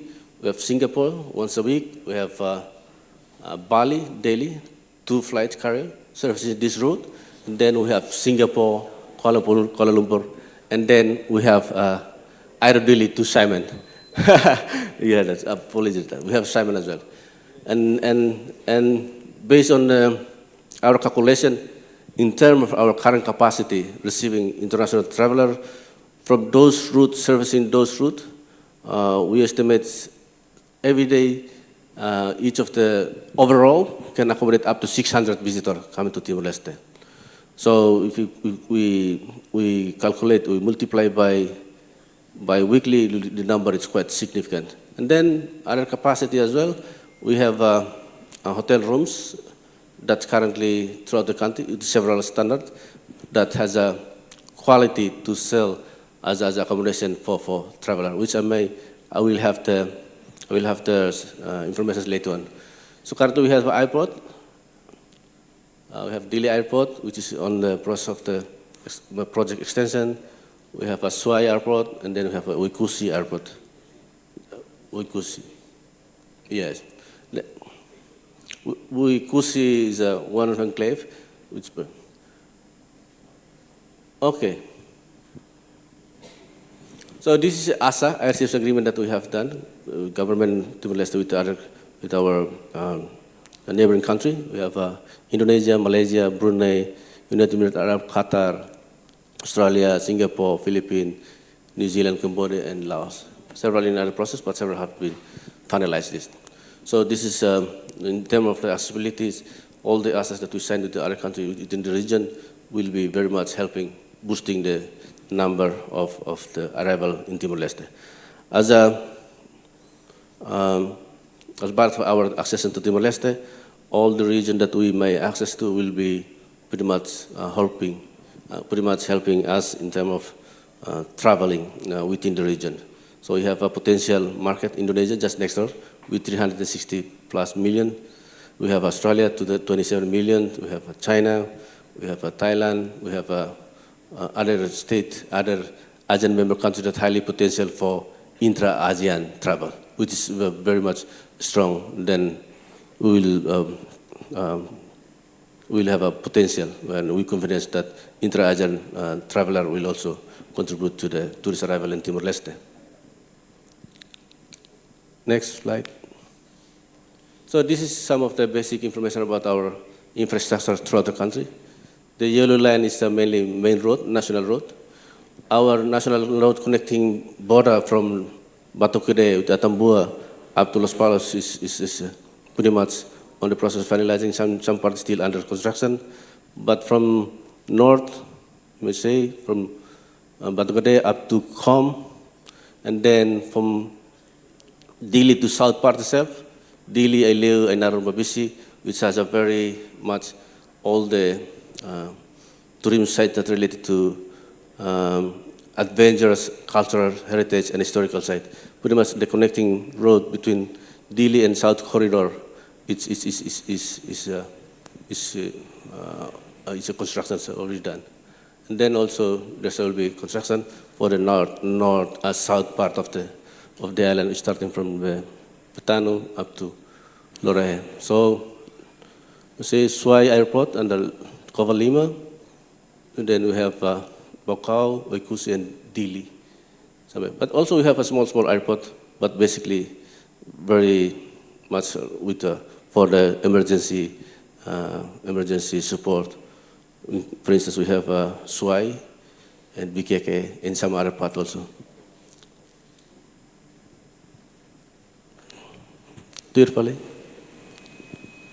So I will go to, as I explained before, this is what we currently have in terms of our current capacity. Current capacities in terms of our accessibility, our accommodation, our tour operators, and our other supporting entities to boost the destination itself. So we have around 186 accommodations established throughout the country. And then we have, from those 186 establishments, referring from hostel, posada, eco-lodge, guest house, and homestay, we have more than 2,471 rooms. 2,071 rooms from the establishment that mentioned on the slide. And then for air accessibility itself, so we have 28 weekly international flights with close to 3,900 seats per week, either from Australia, Bali, Singapore, and Malaysia, including Xiamen itself. And then for MICE venue, as we are here today, we have the largest MICE venue for meeting itself, CCD Dili, which is our main event, main expo happening now. And then we also have other establishments that can accommodate from range 100 up to 700. For the CCD itself, it can accommodate up to 700 participants or 700 guests, with this kind of similar this kind of a setting for any meetings, conference, and other activities. And then we have inbound tour operator. Inbound tour operator actually managing travel and coming into the country. Currently, we have 12 to 20 tour operators actively. And then they can manage from customized 1 to 2 traveler up to what the latest one I heard is up to 30 travelers. And then they mainly have a different offering. Others, they're offering for the sightseeing itself. Some offering for indigenous tourism-related activities. Some basically for marine, you may know, dive tour operators. Some mainly concentrate on some kind of adventures like motorcycle touring and car touring as well. They are quite actively there now have some activities currently happening throughout the country. And then also in terms of supporting the movement and local connectivities, we have car rentals and public transport itself, which actually connecting all the municipality in Dili. So tourism investment opportunity, what we can do, what we can offer. So as 5 of the potential tourism investments shown on the slide. So basically, travel and tourism related services like tour operators, inbound tour operators, or depend on the segmentation of the tour operator itself, accommodations like hotels, resort, and any kind of accommodations. There's a highly potential. F&B, food and beverage, for MICE or any other mega events or any medium to larger events. And then MICE venue itself, which is pretty much will help with our capacity in terms of hosting a big event. As you may be aware that now we are heading to be a member of the ASEAN. There will be several events hosted by ASEAN itself, with some of the events might reach up to 2,000. And then, for instance, for the summit itself, and then a part of the main event and main conference or main meetings, there's also side events happening subsequently throughout the calendar by the ASEAN. And we pretty much need some sort of investment in terms of the current capacity in MICE itself. As I'm aware, our CCD, we have Expo happening now. The space is conveniently can accommodate with the limited space that we need to improve in terms of meeting several requirements from ASEAN itself, particularly hosting all the big events, all the mega events. And then transportation, of course, connectivity, either land transport, sea transport, and air transport. And then construction and related engineering, pretty much the highly potential to invest in Timor-Leste, either public infrastructure or any specific infrastructure that related to tourism services. Then we have health and social services. It's like hospitals, because you may be aware Thailand is pretty much have a strong point of health tourism, like Singapore, Indonesia itself, and throughout our region, there's several destinations, several countries that has pretty much promoting health tourism. And then other social services, and then education services, which university, or any other specific service provider that focus on the tourism sector itself. I think this is all for my presentation. Hopefully you get insight overall of our information. If you need further information, we have our website available, www.tourism-timor-leste. On our website also we have a small archive, at the website itself. We have all the report about our tourism sector. It is a free access, and then it's actually can use for research if you want to have further information about Timor-Leste itself. Thank you very much for listening. Hopefully you, thank you. Thank you very much, Director General Antonio da Silva from the Ministry of Tourism, for the very insightful and fruitful presentation in this lovely afternoon. Before we go for the next sessions of the presentation by Serve, I would like to invite Excellencies, ladies and gentlemen, to be please join in a coffee break. And then while you're having a coffee break in your table, we will continue with the presentation. Is that everyone agree with me? I would like to invite everyone to be please proceed to the table where is the coffee serving, and then we will continue with our presentation by Serve. Thank you.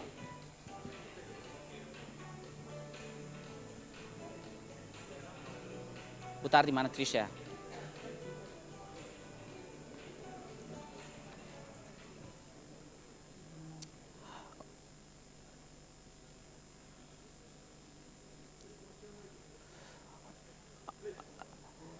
aproveita e tá em apresentação do irmão Husi serve.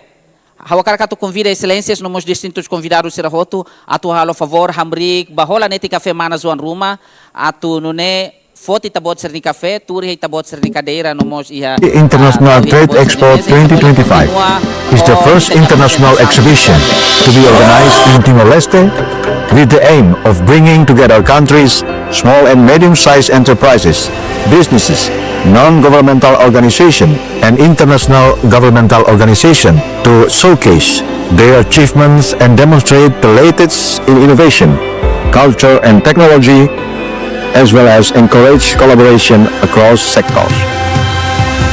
Dili International Trade Expo 2025 will provide opportunities for establishing commercial, industrial and cultural contact and experiences, encouraging global connection through various programs to promote companies and products.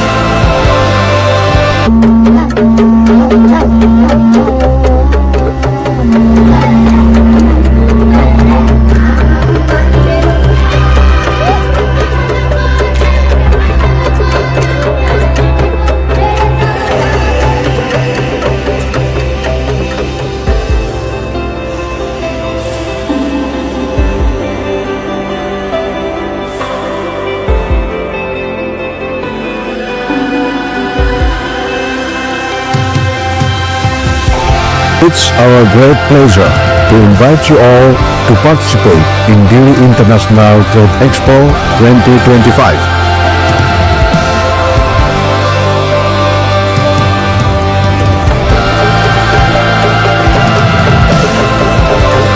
Organized by Ministry of Commerce and Industry, in coordination with Ministry Coordinator for Economic Affairs and Ministry of Tourism and Environment, and supported by Chamber of Commerce and Industry of Timor-Leste.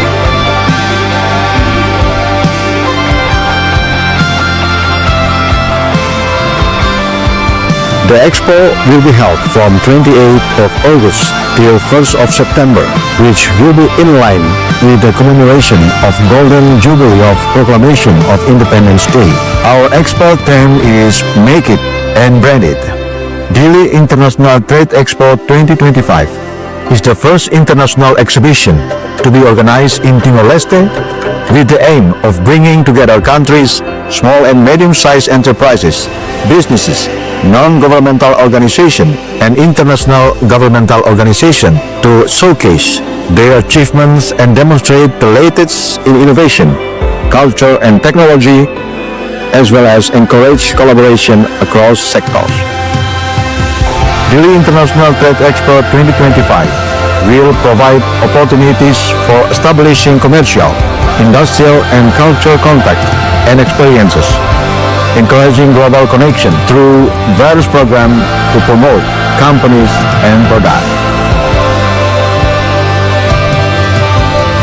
We will have following programs during the Expo: livestock show, business matchmaking, signing of memorandum of understanding between B2B, showcase art and culture, live music by national artists, presentation on research and innovation by universities and companies, presentation on business and investment opportunities by government, presentation on access to banking and financial institutions.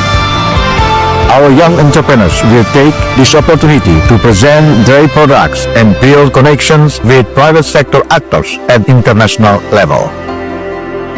This is a golden opportunity for all of us to demonstrate that Timor-Leste have great potential and fertile ground for attracting foreign investment. We all believe that through this international expo, greater attention will be drawn from both national and international investors. We welcome you all to participate and make this event successful. Timor for us all.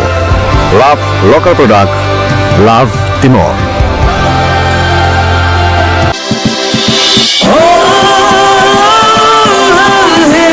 Welcome to the International Trade Expo. Make it and brand it, connecting brands to global buyers and real opportunities. Windows a Dili International Trade Expo. Make it and brand it. Transforma sua marca no palco global. Aproveita de vender a característica normal do empresário timorense Reto e a Dili, no nosso território Tomac. Aproveita e também a Dili International Trade Expo. Também promove também produto e a Expo também. E está tendo muito bem, que até precisa de produto barato. Também que até belona de comércio produto barato. Também e também marca mais bem conhece o mundo. E aproveitamos a Expo também, curso mal com empresários Reto, Dili serve produtor, produz produto timor-niano, até aproveita de Dili International Trade Expo também, a total moça de produto no mercado. E também a iniciativa do seu governo, do Ministério do Comércio e Indústria, foi também ao setor privado, dele promove e também produto RASIC, e Railara, a moça visitores ira, deve se participa, ou se é estrangeiro. Oportunidade de aqui, mai honinha lema, make it and brand it, honey, atito foti, e a Expo importante também, at no Timor-Leste nós para no mercado do mundo. Obrigado.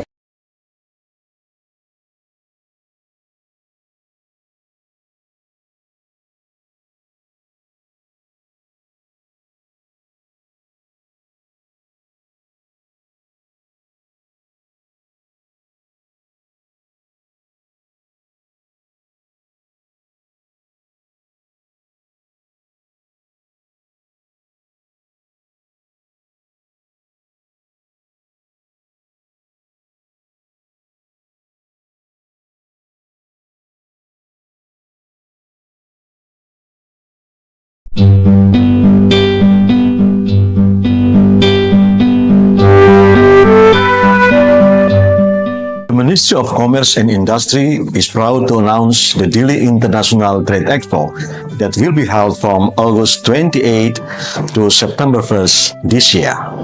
We intend to further connect Timor-Leste to the world and bring the world to Timor-Leste.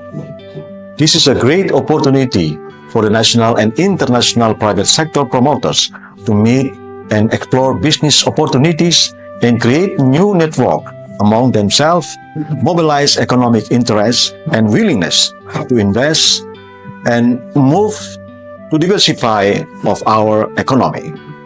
During the Dili International Trade Expo, participants will have the opportunity to showcase their products, get to know each other better, and develop business ties for the benefit of our people in Timor-Leste. Please come and join us. Thank you.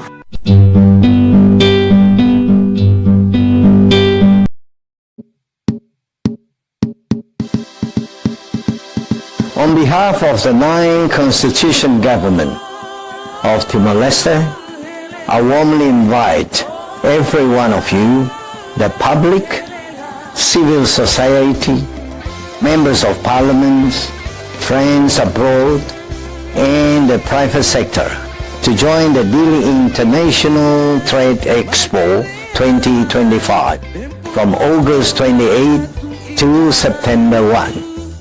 This is a great chance to showcase Timor-Leste's local products, support small business, and connect it with the international market. Let's work together to promote our country's product to the world. Your participation is greatly appreciated. Thank you very, very much. Obrigado, Barak.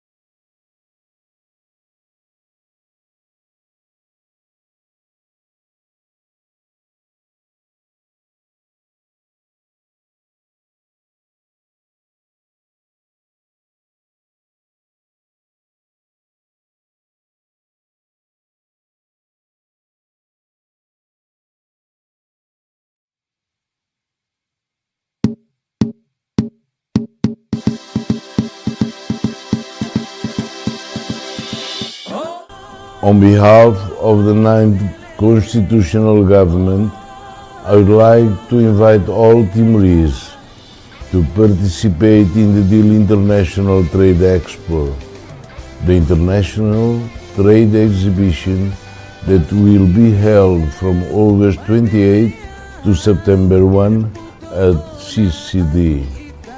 This is a great opportunity for Timorese entrepreneurs and economic operators to showcase their work and production, allowing them to establish contacts and networks with foreign economic operators participating in the event, a landmark event for economic growth and economic diversification in the country, and will contribute to new jobs for Timorese.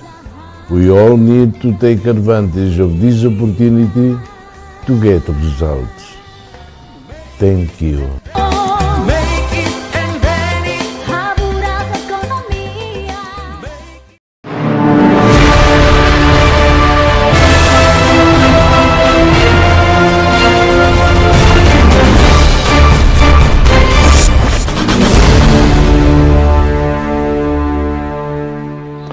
Hello, dear friends. Good morning, good afternoon, good evening. Depends what time of the day you are watching, listening to me on this very special message. And that is about the Dili International Trade Expo 2025. This is the first time since independence that we are launching such an important international trade expo to showcase what we as a country have achieved, what we have to offer, what else we need. It is an expo for networking. It is an expo for you, friends, within Timor-Leste, those foreigners who have been already here for a long time with your commitment, your risk-taking spirit, your innovation, your audacity. You've been here already many years when many wouldn't want to come, but you've been here. So we embrace you, investors from across the region who have been here already in good and bad times. Today, Timor-Leste is at peace. An international survey done recently, released recently, referring to 2024, Timor-Leste occupy a very good position internationally with more than 160 countries surveyed. We do very well in terms of peace and security, better than most countries in the region and around the world. We know that Timor-Leste will join ASEAN. This is already official, this is already confirmed. ASEAN Summit held in Kuala Lumpur under Prime Minister Anwar Ibrahim chairmanship officially announced that Timor-Leste will join ASEAN as 11th member in October this year, 2025. We'll be joining a community of almost 700 million people, of which at least 200 million are middle class with high income. We'll be joining a community whose joint PIB, GDP, is over $4 trillion. The skies are the limit. Other than the sky, there are no limit for ASEAN continuing growth, for Timor-Leste's growth. We welcome you, we need you, friends in Timor-Leste, friends overseas, to come with us to activate our minds, our spirit, to activate the creativity of our young people, of our entrepreneurs, networking, explore possibilities of partnership from A to Z, from agriculture to mining, to infrastructure, to forests, to reforestation, to fisheries and processing onshore, to look at all other activities such as flower plantations, fruit plantations, exotic fruits, exotic flowers for export. Ideas abound. Let's brainstorm there, because there will be workshops where there is an audience, there are experts, but also dynamic exchange between those leading the workshops with people in the audience. And in the context of the current world situation that is so depressing in many ways, well, dear friend, Timor-Leste is a bright spot. Timor-Leste is an example of unity, national reconciliation, reconciliation with our neighbors, with the whole international community. We have zero political violence. We have zero ethnic-based or religious-based tensions or violence. We don't even have organized crime. There has never been armed robbery in this country. No bank, no major business have been ever robbed with weapons. So it is very safe. Do come, join us in this great exploration of the human spirit, human mind, of human creativity, innovation, from digitalization to artificial intelligence, to connectivity, because right now we are embarking on major connectivity projects with fiber optics already ongoing. We are jumping into 5G. We have been connected by submarine cables from Timor-Leste to Singapore, to Australia, to the rest of the world. So our connectivity, our internet services will be among the fastest in the entire region. And we have one of the most open visa policies. We have no restriction, no discrimination on the basis of your passport, of your nationality. And our passport is one of the most powerful in the world. With Timor-Leste passport, we have access to more than 80, 90 countries. Visa on arrival or no visa at all required. So, dear friends, across Timor-Leste, across the region, do come, visit us. There will be special flights with special tariff, discount prices offered by our national airline, which is a private airline called Dili, as well as other airlines that fly in from Kuala Lumpur, from Bali, daily basis, from Australia, daily basis. So there is no lacking of flight connection at a discount price.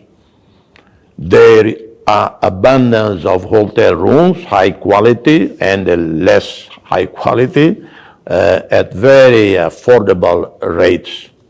Abundance of restaurants in Timor-Leste. You can savor Timor-Leste cuisine from the region. You can savor international cuisine and all kinds of drinks, alcoholic, non-alcoholic, etc., etc. This is a time not to miss an opportunity to meet one of the wonders of the world. Timor-Leste, let me tell you, you will see it by yourself, we have the richest biodiversity in the world. We have hundreds of species of coral, hundreds of species of fish. Every year, dozens and dozens of whales, dolphins visit us. They come very close to the shores. You can see them. This is a paradise for our marine life, for our forests, for our birds, our livestock, etc., etc. And you will savor our traditional dances, our music, our dances. You will savor our pristine waters, beaches, and the rugged, mystical mountains of Timor-Leste. You might also meet the crocodile which gave birth to the island of Timor-Leste. Yes, we were not created by the collision of the tectonic plates, Australia and Asia. No, we were created, delivered by a crocodile. That's very unique in the world. All other countries came because of the tectonic plates clashing and then go up. Timor-Leste was given birth, born from a crocodile. Come and meet grandfather of the Timorese people, the sacred crocodile. Thank you. Welcome to Timor-Leste.